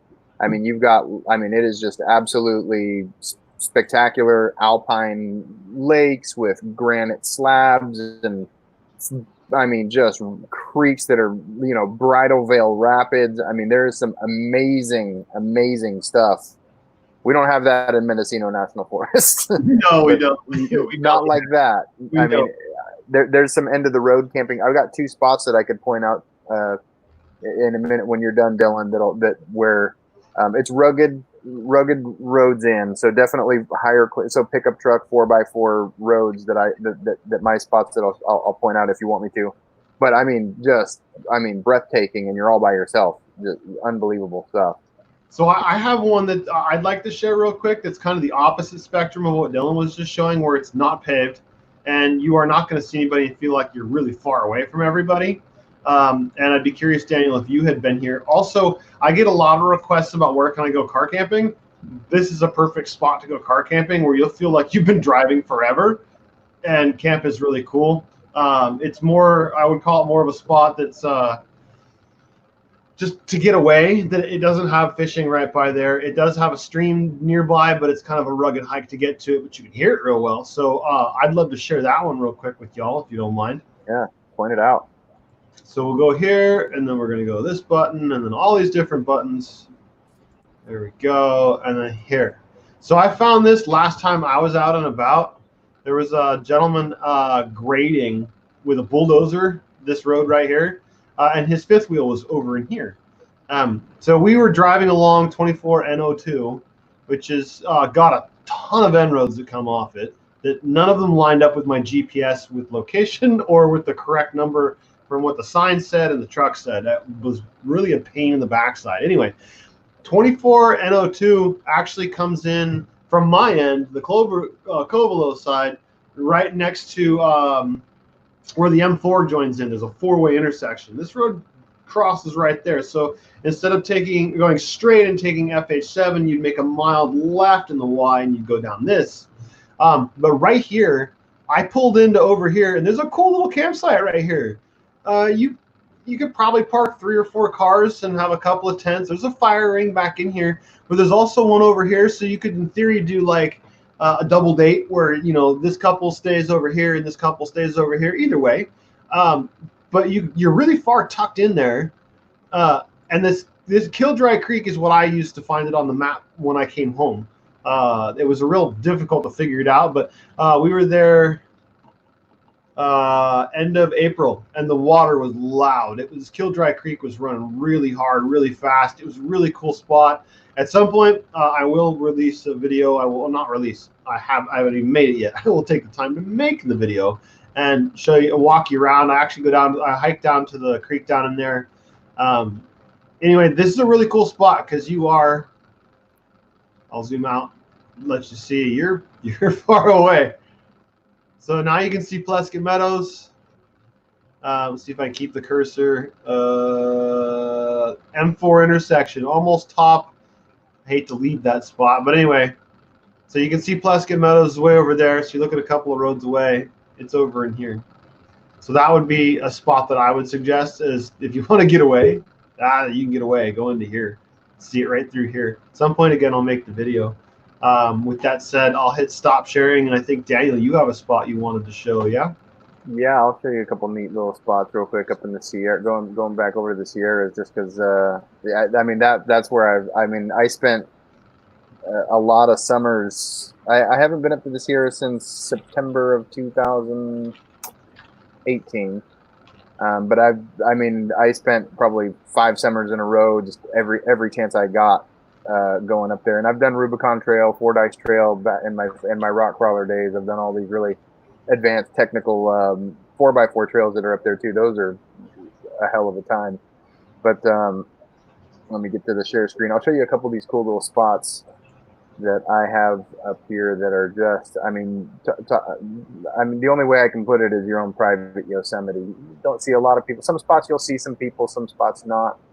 I'll start here. These are all kind of off the 80, so not the Desolation or El Dorado. These are going to be more Tahoe National Forest, but so I'll back off the map here so you can kind of get a handle on where I'm at, and show you the map here. So here's 80 and Truckee. So this whole area up here is, as you can see, full of water. A lot of this is accessible by 4x4 roads. Some of it's, I'd say about half of it, you can get out there with a car. I wouldn't recommend it, some of these spots, but some of them are.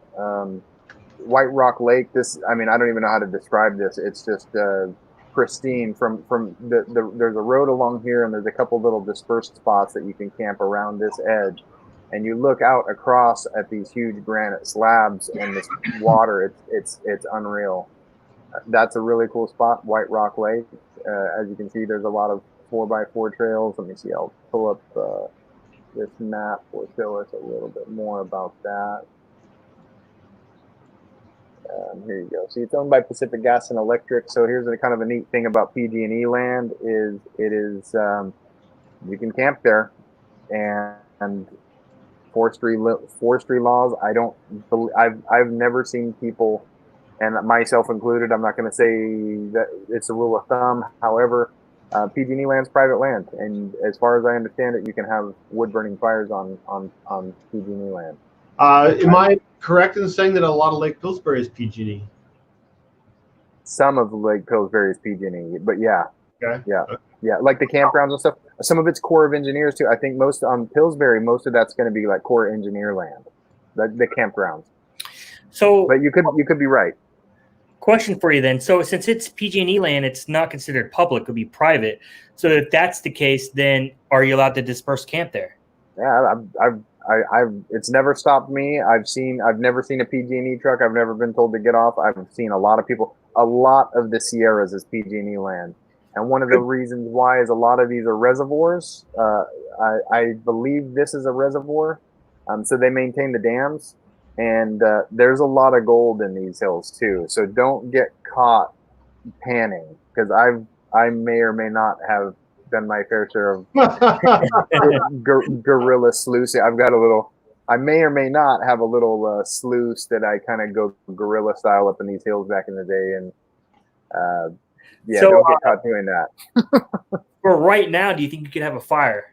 Because most of the forest starting May, what was it, Dylan? May 28th, I think. Like most of the forest just went and it's like no fire. That's forestry service land. I personally on PG&E land. That's why one reason I like the Gaia GPS. You can also get like Onyx Off Road or Onyx Hunts or these other maps that point out the private versus public land. I personally, yes, I would have a fire on PG&E land, but I'm not gonna tell everybody to go do that. But I've never seen anybody in all the years with restrictions and high fire danger and stuff like that. I've never seen anybody camping without a fire out on PG&E land. And several of the areas I'm going to point out are PG&E land. Well, I'm going to point out 2 or 3 areas. Okay, well, that's good to know. I'm going to have to add that to my list because I will go there very soon if that's the case, because I want to and have a fire. Yeah, so your Jeep, so I'll tell you a really good one that I like also. You're going to see more traffic at this one. Some folks in the 4x4 community, it's a really well-known Fordyce Lake because the Fordyce Creek Trail, it's a really famous, it makes the Rubicon look like just kindergarten for 4x4 trails. It's undescribable. But that runs, this is Fordyce Lake here, and the Fordyce Creek Trail runs runs somewhere here, and it goes up to Meadow Lake. A couple interesting things. Meadow Lake has a graveyard, an old pioneer graveyard. So this is a really cool area. You can camp. You can disperse camp through this whole area. You can come in here from Bowman Lake Road, so that kind of comes around. You can find it on a map. I'm not going to go through the whole description of how to get there. You can get there. Again, these aren't roads for Honda Civics necessarily, but you can come in this road here. I mean, yeah, the roads change one year to the next also. Yeah, and I'm not going to say any of them get any better one year to the next. At least in my experience, these roads only get worse. Like, I've taken cars out to Fordyce Lake 10 years ago, and the last time I camped here 2 years ago, a friend of mine I go in my Jeep, and even my Jeep was like, there's a little bit of pucker factor here, Dylan. I remember you saying that your wife doesn't like those high pucker factor roads. This is can be a little bit higher of a pucker factor. In a Jeep, it's absolutely nothing. Just keep that in mind. Like, as gnarly as it might feel, it's a Jeep will walk all over this road. So will most high clearance 4x4s. But Fordyce Lake is spectacular, and the fishing is amazing, and the camping is awesome. Like, I can't stress that enough. There's several campgrounds here. Scrolling down, this appears to be wet in this when this picture was taken. There we go. This is awesome here. A lot of times it's dry to about here, and this is like this big fantastic valley. This is probably they took this picture before they let the water out. They tend to let water out. This is a reservoir. You can see here the dam. Is this PG&E land or public? This is PG&E land. Yeah, so this is all PG&E. Fire pretty much anywhere. I will show you. Can have. I mean, I've never not had a fire out there. I think here I'll show you. Yeah, you can see Pacific Gas and Electric's the owner of this block. Yeah, so that's all PG&E land. I've never not had a fire out there. A lot of the land in this area here I'm going to show is PG&E land. You can hike down. I mean, you need a minimum of 37-inch tires and 4-inch lift, lockers, and everything to take your Jeep down here. But from here, you can follow this. Actually, you can maybe kind of make out a little bit some of the road here, And then this is a crossing, so it's kind of a bypass to the rest of the trail for the 4x4 guys, the rock crawlers specifically. I mean, it's not just 4x4. This is rock crawler country. But you can hike this, and I've hiked this before with my family and stuff like that when we camp out here, and it's really neat. It's absolutely beautiful. You can hike this on foot. I've taken toddlers and babies and stuff down here. It's a little bit, you know, you might be wearing a baby on the back, but a small toddler handled it just fine. It was slow going, but we did it. And really cool day hike. It's not even a day hike. It's like, you know, it's not a long hike at all, but it's steep. But this whole area is rad. And there's a lot of really cool areas to camp, like right on the lake. There's amazing fishing. It's inland water, so you can have 2 poles in the water. I typically throw 1 pole out there with some power bait to catch the nice little hatchery trout. And then there's big browns. So I'll use a spoon or a spinner or something like that to keep myself busy, and I'll fish for the big browns at the same time. I release those personally, and I keep the little 12 inches to eat. But this lake is fantastic for that. Also, going over to here, there's an old Boy Scout camp here on Sterling. Sterling is really cool. This Camp Robert Cole's a Boy Scout camp. But you can camp at Sterling Creek Campground. It's primitive, but spectacular. All these roads out here, you can go, where's my other spots? Over here. So this here, these are the Lola Montez Lakes, upper and lower. This one's hike in only, and this one is, I mean, nothing short of a Jeep or a lifted pickup truck's going to get you down here, but it is, I mean, it's rad. If you just Google lower Lola Montez Lake, you'll see what I'm talking about. It's you can hike into this one, you can drive up to this one somewhere about to here. I don't know if this shows roads. This one will. These are, I mean, breathtaking areas. As much as I hate to say it, like there's just nothing like it in Mendocino National Forest. It's just completely different country. But as you can see, undeveloped 4x4. So it's, I've done it in a bone stock Jeep, no problem. But yeah, I mean, be ready for a little bit of bumping and be ready to turn back. I just added 35 today, but I don't have a lift on him yet. So will it cause too much flexing where I wouldn't be able to make it up? You might rub a little bit. You'd be all right. I mean, you could do it on your bone stock, on your stock. What do you? I don't know what you have on there. 32s? Is that what came stock? Yeah, like I had 31s. Jeeps are kind of their own ball of wax. I mean, if you have a Toyota pickup or a 4Runner, you're going to do this just fine. Jeep's going to do this just fine. Any of the off-road package pickup trucks. I mean, and if you, again, like Dylan P likes to say, it's not always the equipment, it's the driver too. Like I said, I have taken cars into Fordyce Lake, and if anybody here has ever seen that, you probably wouldn't believe me, but I've done it. Was it a rental car? Maybe. It might have been. Would I take my own car? Definitely not. But I've done it. So those are some really cool areas to check out. This is, hold on, there's another really cool area. Is that it? I think that's it. No, that's not it. I might have to zoom my map out. There's one more I'll show off.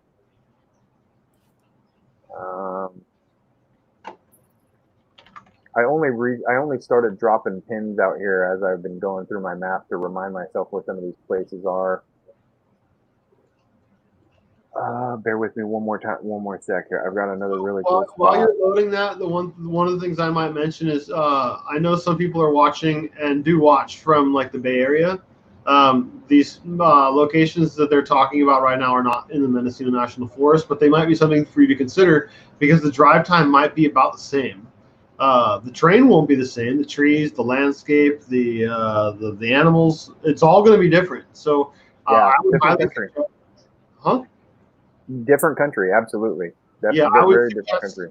Experiencing both and see what works for you. But you guys are in a unique position that you can hit all those major freeways really easily. For me, it's easy.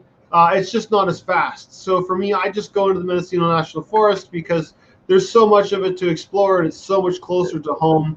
And I'll be able to continue exploring that area for quite some time before I have to start thinking about a new forest to explore. Yeah, But that's like me too. That's like me too. Like I'm in Windsor as well. I live right around the corner from Dylan P, and it's like I've been focusing more on Mendocino National Forest the last few years than the Sierras.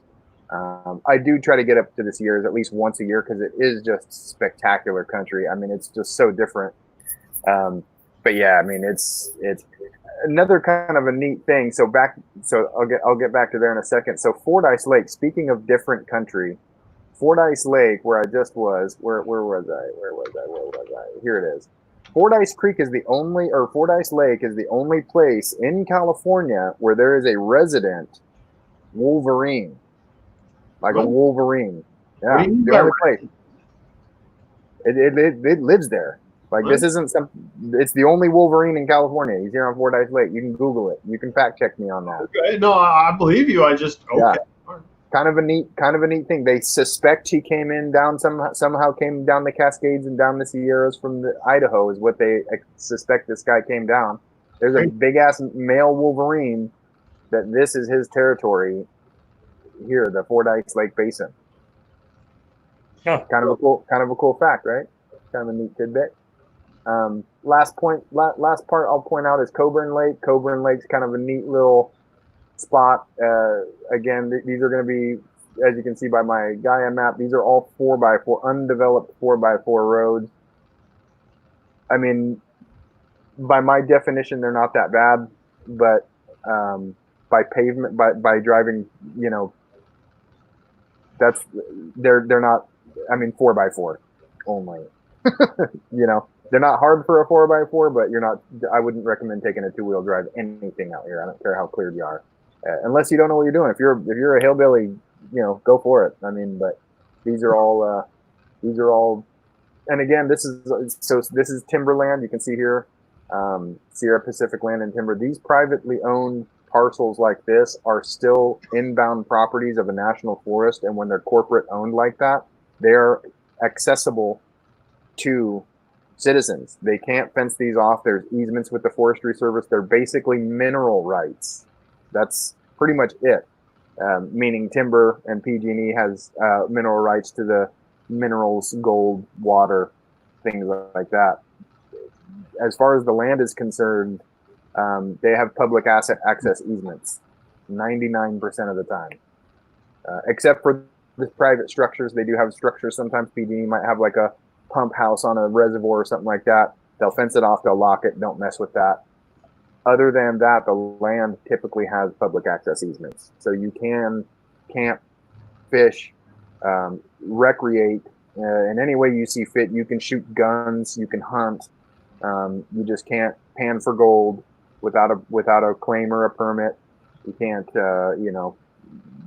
pipe water off to your private parcel and things like that. So I mean, stuff that doesn't apply. You can't tap into the spring and grow your 1,000 plants and then thank the government for supplying the land.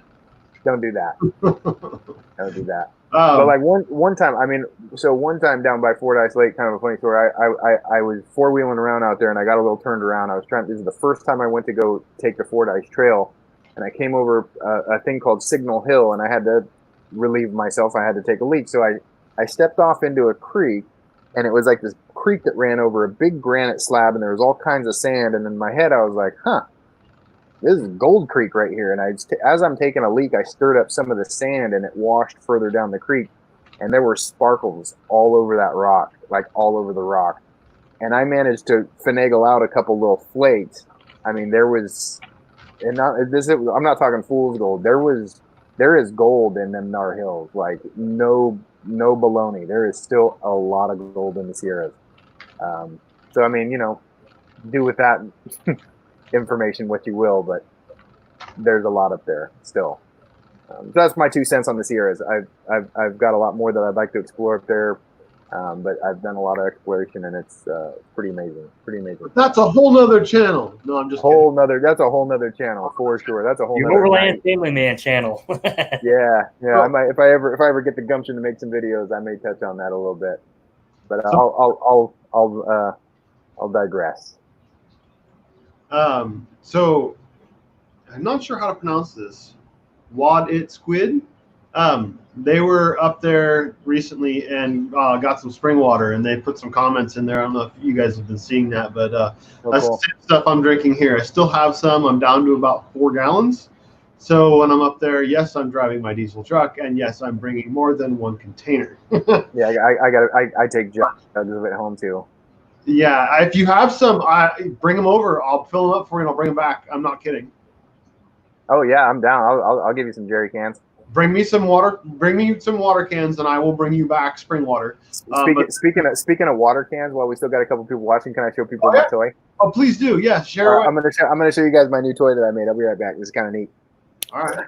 So while he's walking away, this is pretty cool. I saw it earlier. I've been hearing about it, but I haven't seen it until earlier. I got photographed, so this is kind of interesting. I'll show a spot here. This is in the Mendocino National Forest. I'll zoom out to show you a more perspective of where we are. You can see Hull Mountain right there.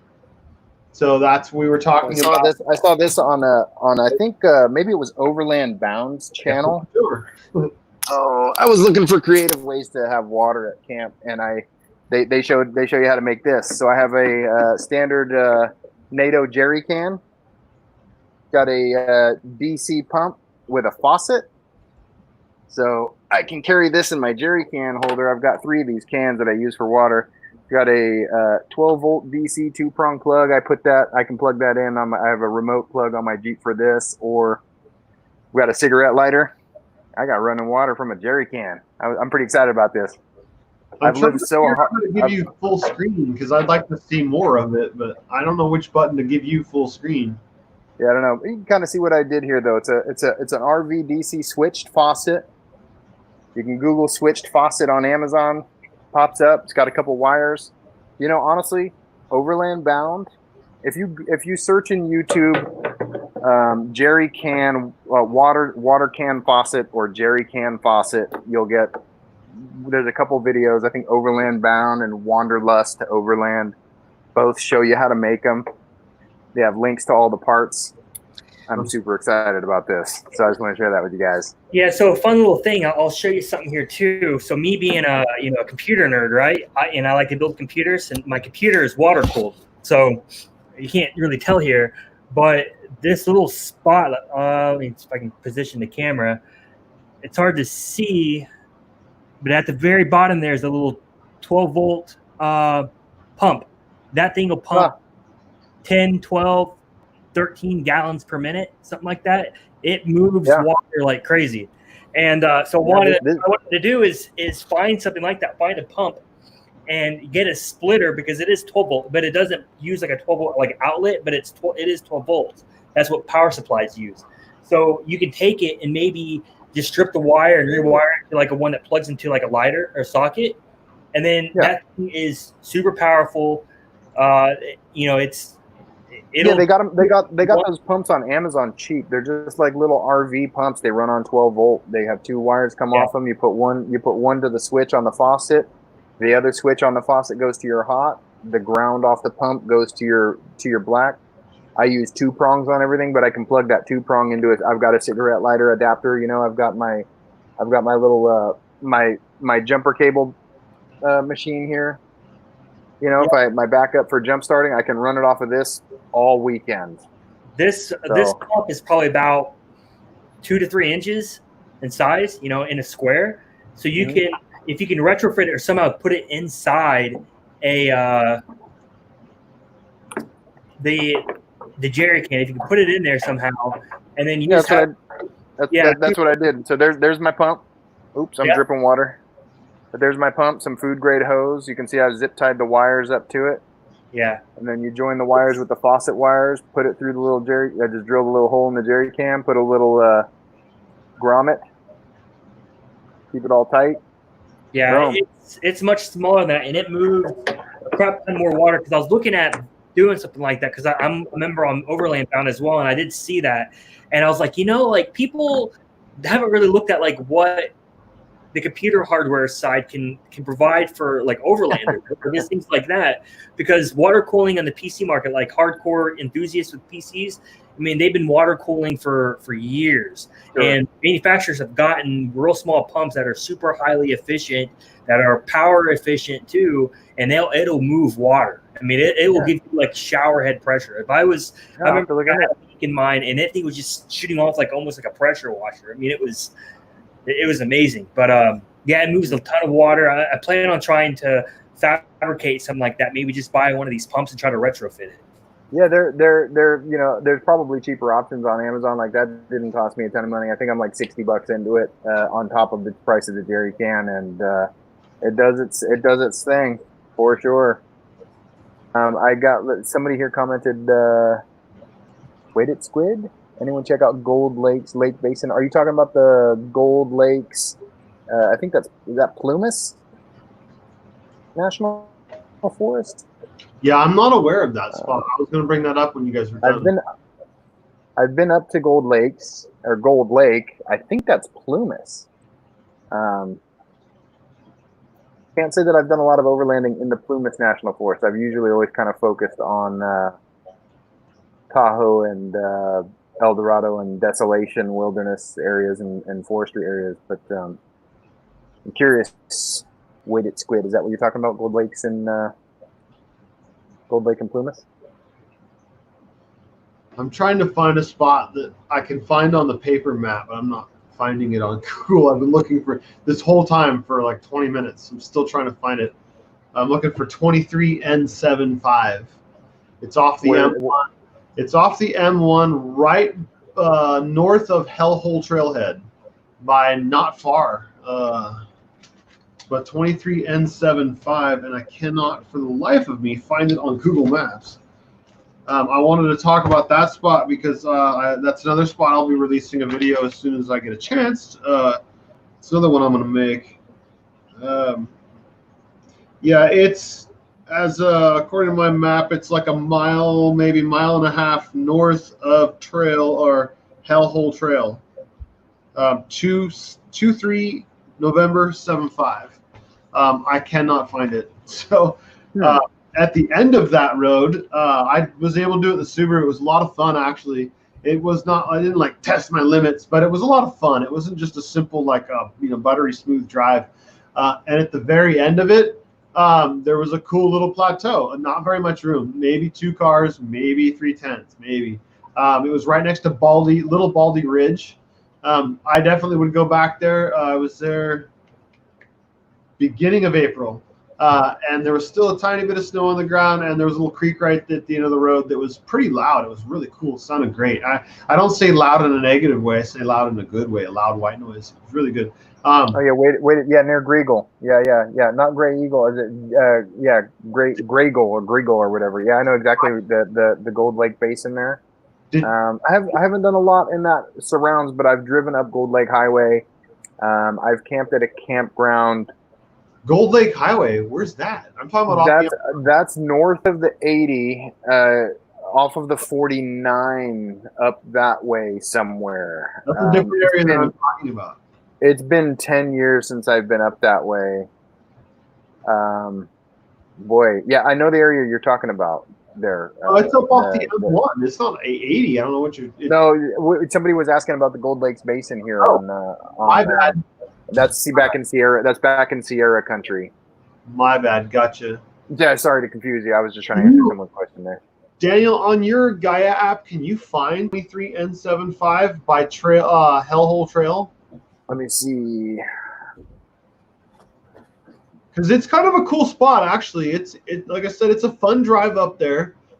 It wasn't testing the car, but it was more than just a smooth, buttery ride. And it came to a little. At the end, there was a little spot to camp. It was pretty cool. Let me see if I can find that. What was the main forestry road crossing from that? Mike 1, M1. Oh, it was off of M1 north of the Eel River Station? North of Indian Dick area. Indian Dick, okay. North of FH7. I'll see if I can figure that out. Because, yeah, they just don't have it on here. What sure looks like it is when I look at it on see if I can find it, and I'll share my screen. When I'm pretty sure I found it, there's a house at the end of it. So, well, my computer is not liking me right now. Oh, looks Here we like go. X Country found the link. I'm gonna go check that out. I gotta go over here to grab it. Oh, yeah, I think pulled he it up. Let's see. Danny, I looked up one of those pumps. It does for $23.99. It'll pump 132.9 gallons per hour. Dang. Yeah. It's 12 volt. Okay, so X Country was right. It sure looks correct, best I can tell. So, Buck Creek. What? Buck Creek. That's where those coordinates that X Country just. I didn't zoom out. I just know that looks like the turn we took, and then it goes underneath the trees, but it goes for quite a ways. It was a fun drive, and then somewhere in here, that's the hard part. The whole thing's covered with trees. Oh yeah. You just take that road up, and it dead ends into a dispersed campsite that is pretty cool. Along the way, I really didn't see anything that looked like. Did I share my screen? I did not.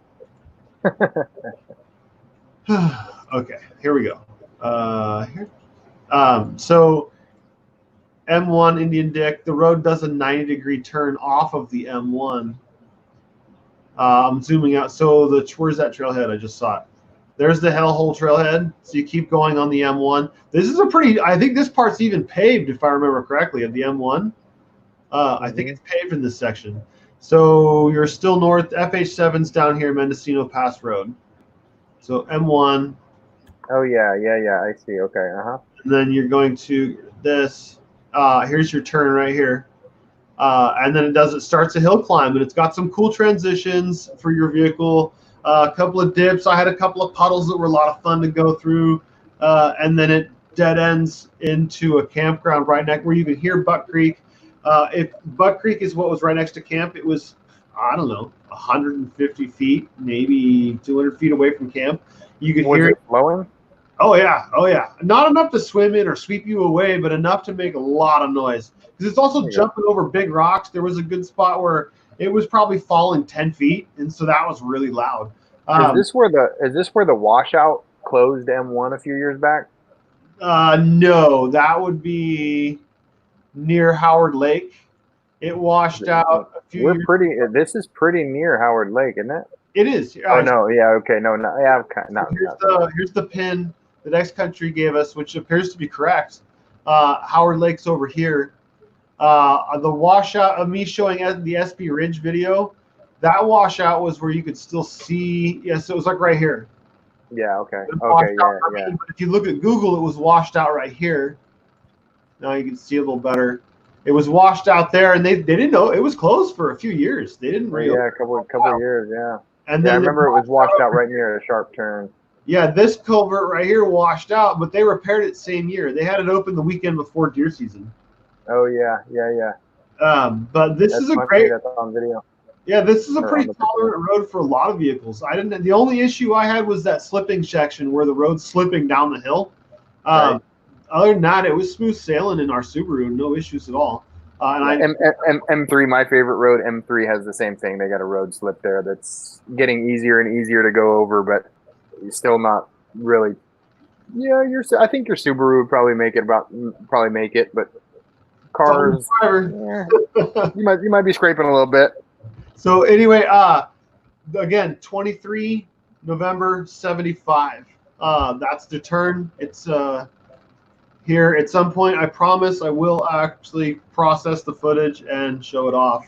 I have the turn from the turn coming down the road, heading south, all the way from the basin, all the way to camp. I won't publish the video that long, that slow. I'll make some sort of cut that's fun, but it's a great little road. So that'd be one that's in the Mendocino National Forest that I would share. If you're coming from the Bay Area, which we're getting a lot of people contacting about, this one might be a stretch for you, but I would still highly recommend it if you don't mind the drive.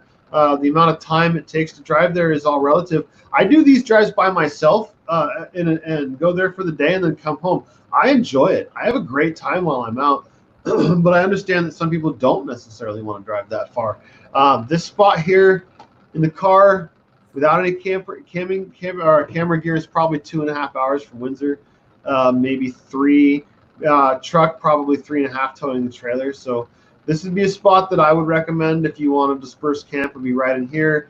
And another thing another advantage I'm kind of realizing as I'm talking about it is you're not far from Howard Lake. I'm trying not to make people dizzy by moving the map. Where is Howard Lake? There it is. So you can, in theory, spend your evening or your first morning fishing Howard Lake and then go back and camp at that spot. So that would be cool because you could go into this. I started this live stream off showing this spot right here. This is like 3 spots right here. You could be camping around or park right here when COVID's not happening and be fishing right from your vehicle that same morning and then drive back to camp. To me, that's cool. I'd rather do that than stay in this campground. I do want to stay there just out of curiosity, but I would prefer after a while to go stay in that other campsite that's dispersed camping. So that's a cool one. So with that said, how do I end this screen sharing? There we go. So that would be a suggestion as a spot that would definitely go to that one. If bikes can make it, the guys, when I saw you guys on Friday in Santa Rosa, your bikes would totally make it, no issues at all. I can kind of point out kind of a neat area up that way also. Actually, I might as well screen share real quick. It's above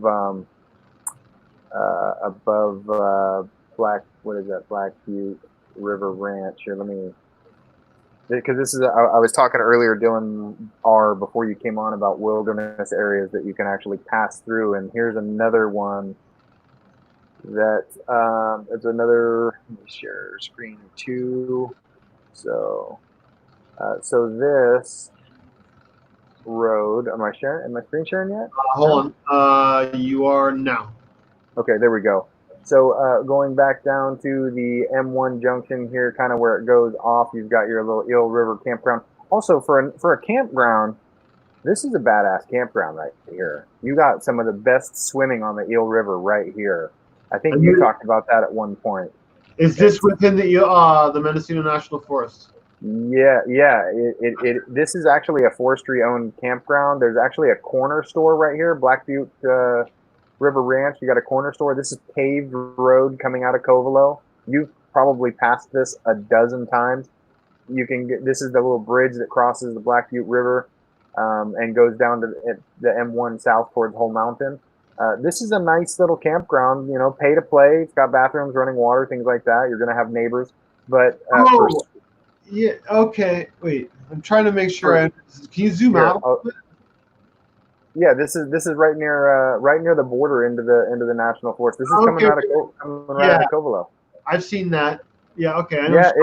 It's awesome. Like if you got people that want to stick to pavement or a little bit, this whole area right here to swim in is awesome. Like the water's like you climatize toward the water. I mean, I remember it being like bath water, and there's like rocks to jump off of, and it's fantastic. Yeah, absolutely. That section of the river is crystal clear. It's amazing. Amazing places to swim for sure. Like as somebody who likes to get away from it all, like I actually don't mind staying in this campground. I've stayed there a few times with people that prefer pavement, and it's awesome. It really is. I mean, you got neighbors. It's a campground, but it's good. I mean, not particularly large, not particularly spaced out, but the swimming makes it all worth it, and it's paved. You could take any vehicle here. So during fire restrictions, can you go to that campground and have fire since it's absolutely? It's a campground with fire rings. There's a fire station there too. Yeah. And there's a corner store. It's open till like 6 o'clock or something like that, maybe 8 o'clock at night. I think they even make hot. I think they even make hot food. I think you can get like breakfast burritos and stuff there, and it's pretty cool. I had a friend that used to we called it the Covelo Camp Out at this private parcel right here. We used to have like jam bands and party all night, and we would do that here. But this here is, and you can hike right down to the water. It's super cool. But go ahead, Dylan. Go ahead. I was just going to say. So is it kind of thought. So is it you can have fire stuff and it's pay for now? Is it also oh, what's the word? I guess it's not open right now because of COVID, right? It's also going to be, yeah, okay. Correct. Yeah. Hopefully it's opening up in the next couple weeks. Because I was trying to, I've got a family camp coming up in a couple weekends where they canceled, where I camp every year with some friends that only do the campground scene, and we love camping with them and we have a good time. But it's always, I always got to pick a campground. They let me pick the campground because I'm so particular. You know, like I'm not going to, KOA is not exactly my thing. I'm not going to swim in a swimming pool when I'm going camping. So I've stayed here with them before, and it's rad. But so, what I was, how's the terrain? Is it like not like the pavement road, but has a lot of coverage, like trees, stuff like that? Yeah, there's trees, plenty of shade. Yeah, you can get shady spots. You can have sunny spots. Yeah, it's a comfortable campsite, a comfortable campground. It gets booked up though. Like it can definitely get booked up. Okay. So, but I think you can do reservations for this one. I think they have some first come first serve and some reservable sites. So I think it's been a while since I've stayed there. But what I was coming to this area was to show you this offshoot here. This is a forestry road. You can see it goes up into the hills, up this way to Leech Lake Mountain. So this is kind of a cool zone here. This road right here, because this is, where is my Gaia map? This is I closed my Gaia map. This is wilderness area that you can traverse with a car. So technically, the borders of this road are not wilderness, but the dispersed camping off of the road. So if you pull in a turnout, carry your camping gear 100 feet this way or that way, you're in wilderness area. So that's another kind of a neat area that you can point out. And there's a lot more up here that's traversable by 4x4. This is, again, Subaru's fine, all-wheel drive. It's been a couple years since I've been up this way, so I can't tell you what it is this summer. But I would say historically it's been traversable by lower clearance vehicles. And it's a higher elevation. You're up 6,500 feet, so it gets cool. We talked about that a lot before. It's cool in the summer. And there's some kind of a neat history. There's a trail that goes, a footpath that goes from this area, if I remember correctly, somewhere to over here where there's actually wreckage from a B-52 bomber that crashed in like 1943 on a training mission. So that's out here. That's out here also somewhere. The wreckage is some of the wreckage is still there. And there's a trail, and I think there's a plaque out there too. It's been 10 years since I've probably been out there. Do you have some sort of keywords that we could search to find that? You could probably search bomber crash 1940s Covelo. Okay. You could probably look that up. In fact, I'll do it right now. I'm already on it, actually. It's a race. Here we go. Covelo bomber crash. Yeah, the Leech Lake Mountain B7. Oh, it's a B-17. Okay. Yeah, B-17C crash, El Dorado County. Can you? No, not that one. Not that one. Oh yeah, El Dorado County. Yeah, that's where you were just camping. No, it's Leech Lake B-17. If you Google that, you'll get a little history on it. Crew of 6 was lost tragically.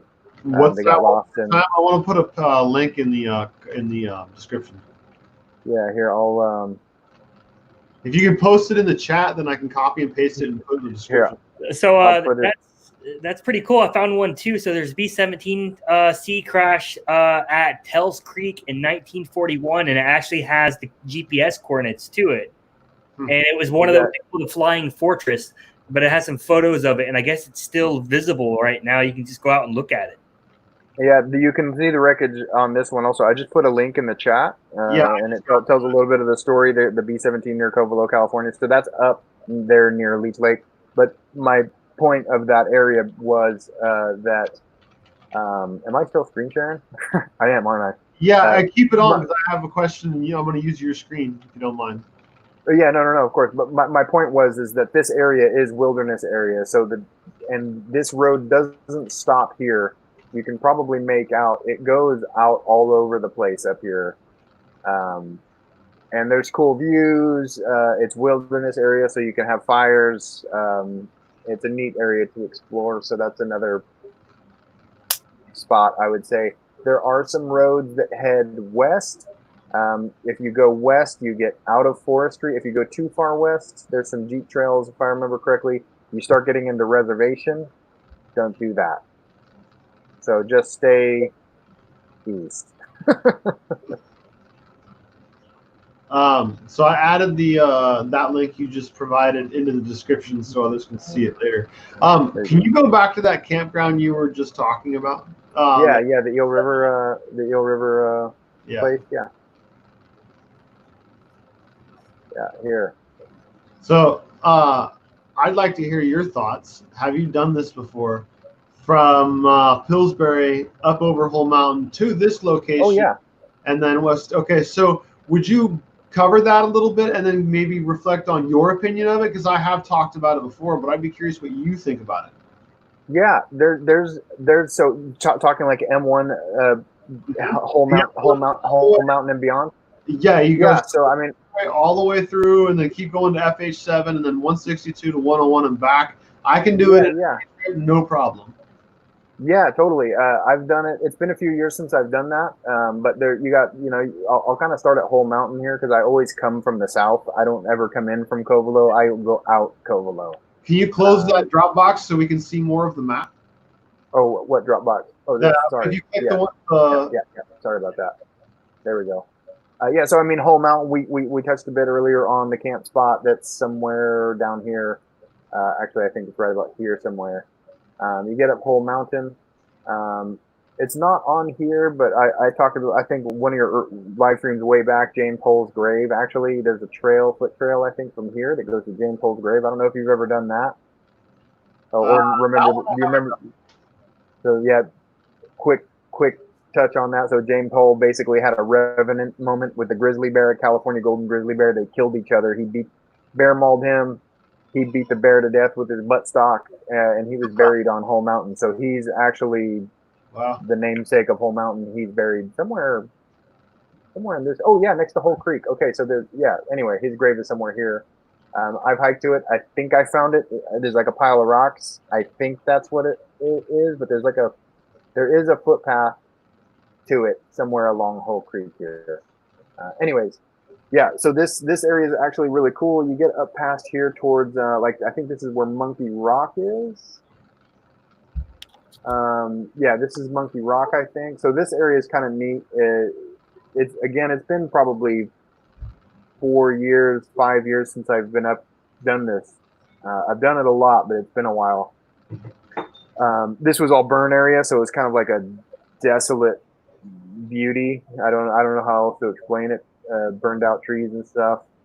I've explored some of these roads that shoot off. I remember it all being really dry. I always kind of went, I think, late summer, and dry, like I said, isn't really my thing so much. But I've explored. It is a different climate though than Whole Mountain. Once you get it changes. It does. It's got a higher altitude feel, but with the California or the plants we're used to seeing, but it has a different feel to it.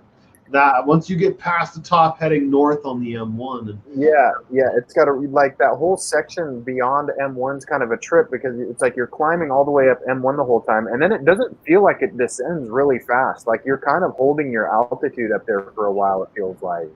Yeah, you ride a ridge like Monkey Rock and all that stuff is really cool. Like, you know what I'm talking about? That big rock past Whole Mountain, they call it Monkey Rock. I've hunted, when I hunt, was more of an active hunter, I used to hunt. I'll give somebody, if any hunters are in the audience right now. So there's this turnout here. And what I would do is, this is a hiking path. So I would park here and I would hike down through, there's an old settlement down here off of Mendenhall Creek. It'll show up easier here, I think. Yeah, right here. So I would hike down to here because this is a year-round water hole. No, I would basically wait here for the road hunters to push all the deer down. But there's a lot of, I've hiked this. I've done shed hunting and stuff in this area, and I've bagged a buck. So one of the diverse things about this panel that I really like is that we all come from different aspects. So I do have the ability to go get a hunting license. I have the certificate of past hunter safety. But if you're not a hunter, the other reason you might consider a place like this is photography. If you got a watering hole around for quite a while and you're looking you're gonna see bear. Whether it be a game camera or your DSLR or just like leaving a camera rolling at 1080p so you're not chewing up too much data. So I'm giving you the other aspect of, let's think about this from not the hunting side but from a photography side. You can hunt with the camera. Absolutely. Yeah, exactly. I've seen big stinking bear down here. I'm not a bear hunter. I don't do that. I'm not a trophy hunter either, just to make that clear. I'm a subsistence hunter. I don't go for the big fancy guys. I leave those guys out in the woods. But this area has got a lot of wildlife because it's just foot traffic, and nobody's hiking down here except for the crazy hunter that I don't have the energy to do it anymore either. I mean, I'm not that old, but I'm getting too fat. That's a mile and a half of straight downhill and then back uphill. Like I'm not fit enough to do that anymore. But this area, like you say, yeah, if you photography or you want to get out and see some animals, if you just are still here, if you're just quiet, there's all kinds of dramas going on in these woods. I mean, woodpeckers of different species fighting over holes in trees. There's squirrels chattering. It's amazing. The big bears are ambling around. But that's kind of a cool area, this hike down here from here, down to the creek and then down to these watering holes down there. There's a lot of nature and stuff down there. But yeah, I've explored some of this, mostly just passing through. I haven't done a lot of dispersed camping in this stretch. I've been to this Devil's Rock. I have done some. There's a wilderness right there. I'm trying to find Lake Pillsbury. You're talking about Yuki Wilderness, YUKI. Yeah, so that whole area, there's Yuki Wilderness that I was showing where that old home. There's an old homestead site next to that watering hole where I was off Mendenhall Creek. Here. Yeah, this is all Yuki Wilderness. And then I've also come in from FH7 and headed south, which is a little ridiculous, but in a trailer, so didn't want to go all the way over Whole Mountain. There's some good stuff in there, but I'd say the downhill stretch from, the last 12 miles down before FH7 and headed north, it's really bad. It's got a lot of washboard and a lot of turns. And when you're towing, those aren't good things, especially when you're headed downhill, is washboards and turns. So, right. There's a lot of, I don't know if it's private, but it's like leased to the government to the people or something. There's a lot of that. So there's a lot of houses and people living out there on the first good, at least 12, 15 miles. But after that, there are a few end roads. It's another area to explore. But Daniel, I'm going to let you chime back in on the adventures of M1 over to FH7. Yeah, M1. A lot of this, not a whole. I've got more notes on my paper map for this area because it was before I was using any kind of GPS. So I've got all kinds of markers on my paper map, and I've got a book map also that I kept all my notes on for this. But just off the top of my head, this Devil's Rock Garden is kind of interesting. This is a little cesspool right here, is what I always call that, because there's a lot of mosquitoes right here. But why would you say that? It's just a stinky, wet hole. Okay. Yeah. I mean, I've been down there. It's a mosquito hole. Anything with, it's got a lot of mosquitoes. I've hiked over here to Barley Lake. It's just a lot of algae. It's neat, and you can get away. And this is Yuki Wilderness, so if you come down in here and you get off the road, you can disperse camp. I've never camped here. I've only passed through. I've stopped in. I've shown other people the area. Let's see. I've explored quite a few of these too, just in the perpetual search for cool spots to camp at. Nothing's coming to me off the top of my head. I have camped at like Grizzly Flat. Let's see. I've explored this. I think nothing really of note there. No, there's nothing really. I didn't want to bring it up as much for the dispersed camping as much as just if you're looking for a day adventure. No, awesome day adventure for sure. It's really a good one, and I just thought of that while you had the map open, and I've covered it before, but it's nice to hear somebody else's opinion. That for me, it's great to just you grab some gear and you grab some food and just make the round. Yeah. And you've done that. Have you done a day trip out of that before? I usually do it on week. If I'm going up there, I typically stay for the night. I take that back. I have done one. I have family from the Netherlands, and I took them. They don't have wilderness in Holland, so I always like to take them up here to show them like this is what the woods look like. And I've done day trips like that actually. Yeah. So it blows their mind. There is some fun camping up there. Don't get either. There is some. It's just not quite as abundant as some of the other areas. But if you want a fun day trip, it's a great day trip to do. It's accessible. I mean, not everybody's as picky as me, and that's okay. Like I'm privileged, and I've been up here enough to know several areas where I prefer to camp because I like water. I like to hear a creek at night. That's my main thing. But that doesn't mean that I haven't, or that there's some cool campsites. I've explored down this switchback here. I've always been hoping to find something that gets down to the Eel River. None of this stuff does, because I've tried. I've taken this all the way down to where it ends. Grizzly Flat pops up on the forestry map. I don't know where it is on here, but that's kind of a cool campground. I've seen a big bear walking on M1. I was camping in the Grizzly Flat site, and a big old bear was walking down M1. Grizzly Flat. Let's see here. When you're done, I got permission to share a video that I want to share. But feel free to keep going on the talk of the drive over. I don't know if you got anything to add or. This is just a point out of Grizzly Flat. That's a nice little semi-developed campground. It's got a vault toilet. It's really nice. You might encounter other people there, like we've talked about in the past. People in Mendocino National Forest tend to go into the Pillsbury or Covelo areas and disperse from there. So there is higher traffic. I mean, it's not nearly like a KOA where there's people breathing down each other's necks. However, there is more people that come through these areas in the summertime. So you may encounter people again with the campground. You might have neighbors. That's what you're signing up for by going to a campground. But this is a nice little campground, actually, Grizzly Flat. I have slept there, and it's decent. Beyond that, there's some cool views. There's really not much to explore off these offshoots. I've shot towards all of these little wet spots. Really not much of note, but still a lot of fun to explore.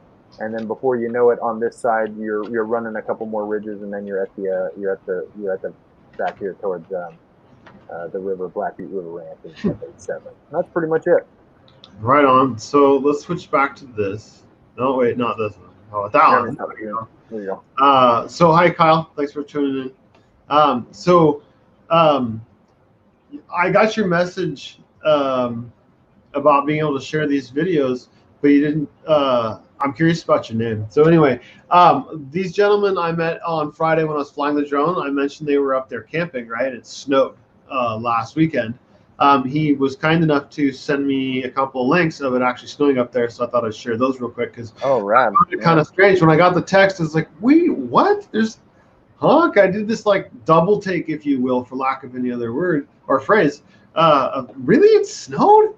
Anyway, I thought I'd share them. They're real short, but I thought they were pretty cool. He did a good job recording them. So let's do share here, share there, and I hope the audio works. I've never done it this way, but here we go. I'm totally wrong. Everyone's panicking. We're freezing. You guys motorcycle camping. That's awesome. Yeah. What's happening? Yeah, so there's that one, and then there's this one. Oh, no audio. Kevin Coleman. Oops. Seems we're here. Come out. Kevin Coleman. Seems to be snowing quite hard. You can see the motorcycles. Things have gone bad. We're eating breakfast. I don't know if we'll make it.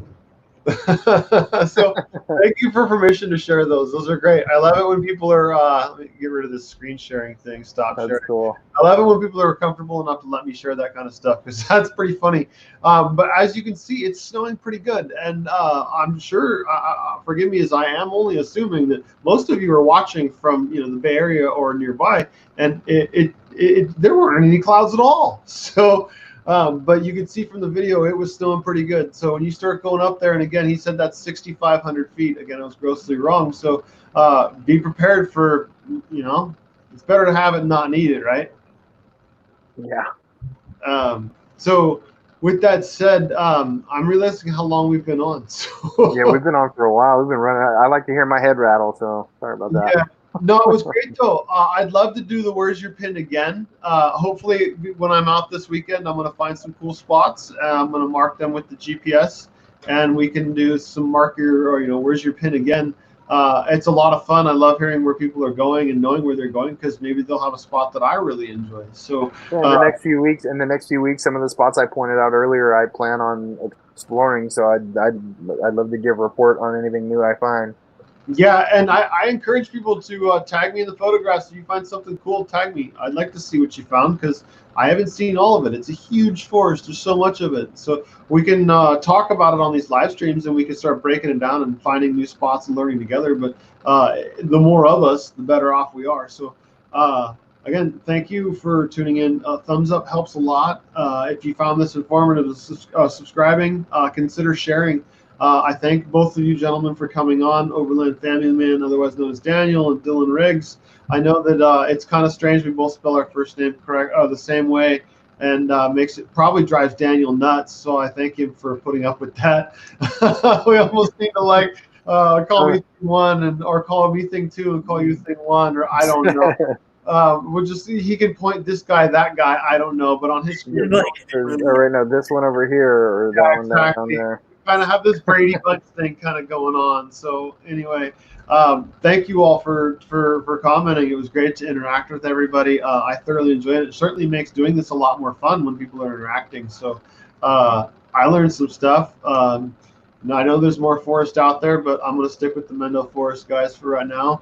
I'll be out there this weekend. If you see me driving around, I tend to stand out. The last time I did a day trip, when I got out of my car, the gentleman greeted me. Knew who I was by the time I got out of my car. I stand out. So I can't believe I haven't seen you around Windsor. My wife too. She's like, how have we never seen him? He's got like a bright blue goatee. How have we not seen that guy? I'm like, I have no idea. Sneaky. Yeah. I've been here for, I don't know, 15, 16 years at least. Yeah, quite a while. So thank you, gentlemen. I greatly appreciate it. Thanks for joining in, everybody. And if I have signal on Thursday or Friday, I am going to attempt to live stream. If you guys have time, I would be grateful if you came on, because I'd be out there in the forest in my happy place, if you will. Cool. So cheers. If you guys would hang on for just a moment, that'd be awesome. There we go.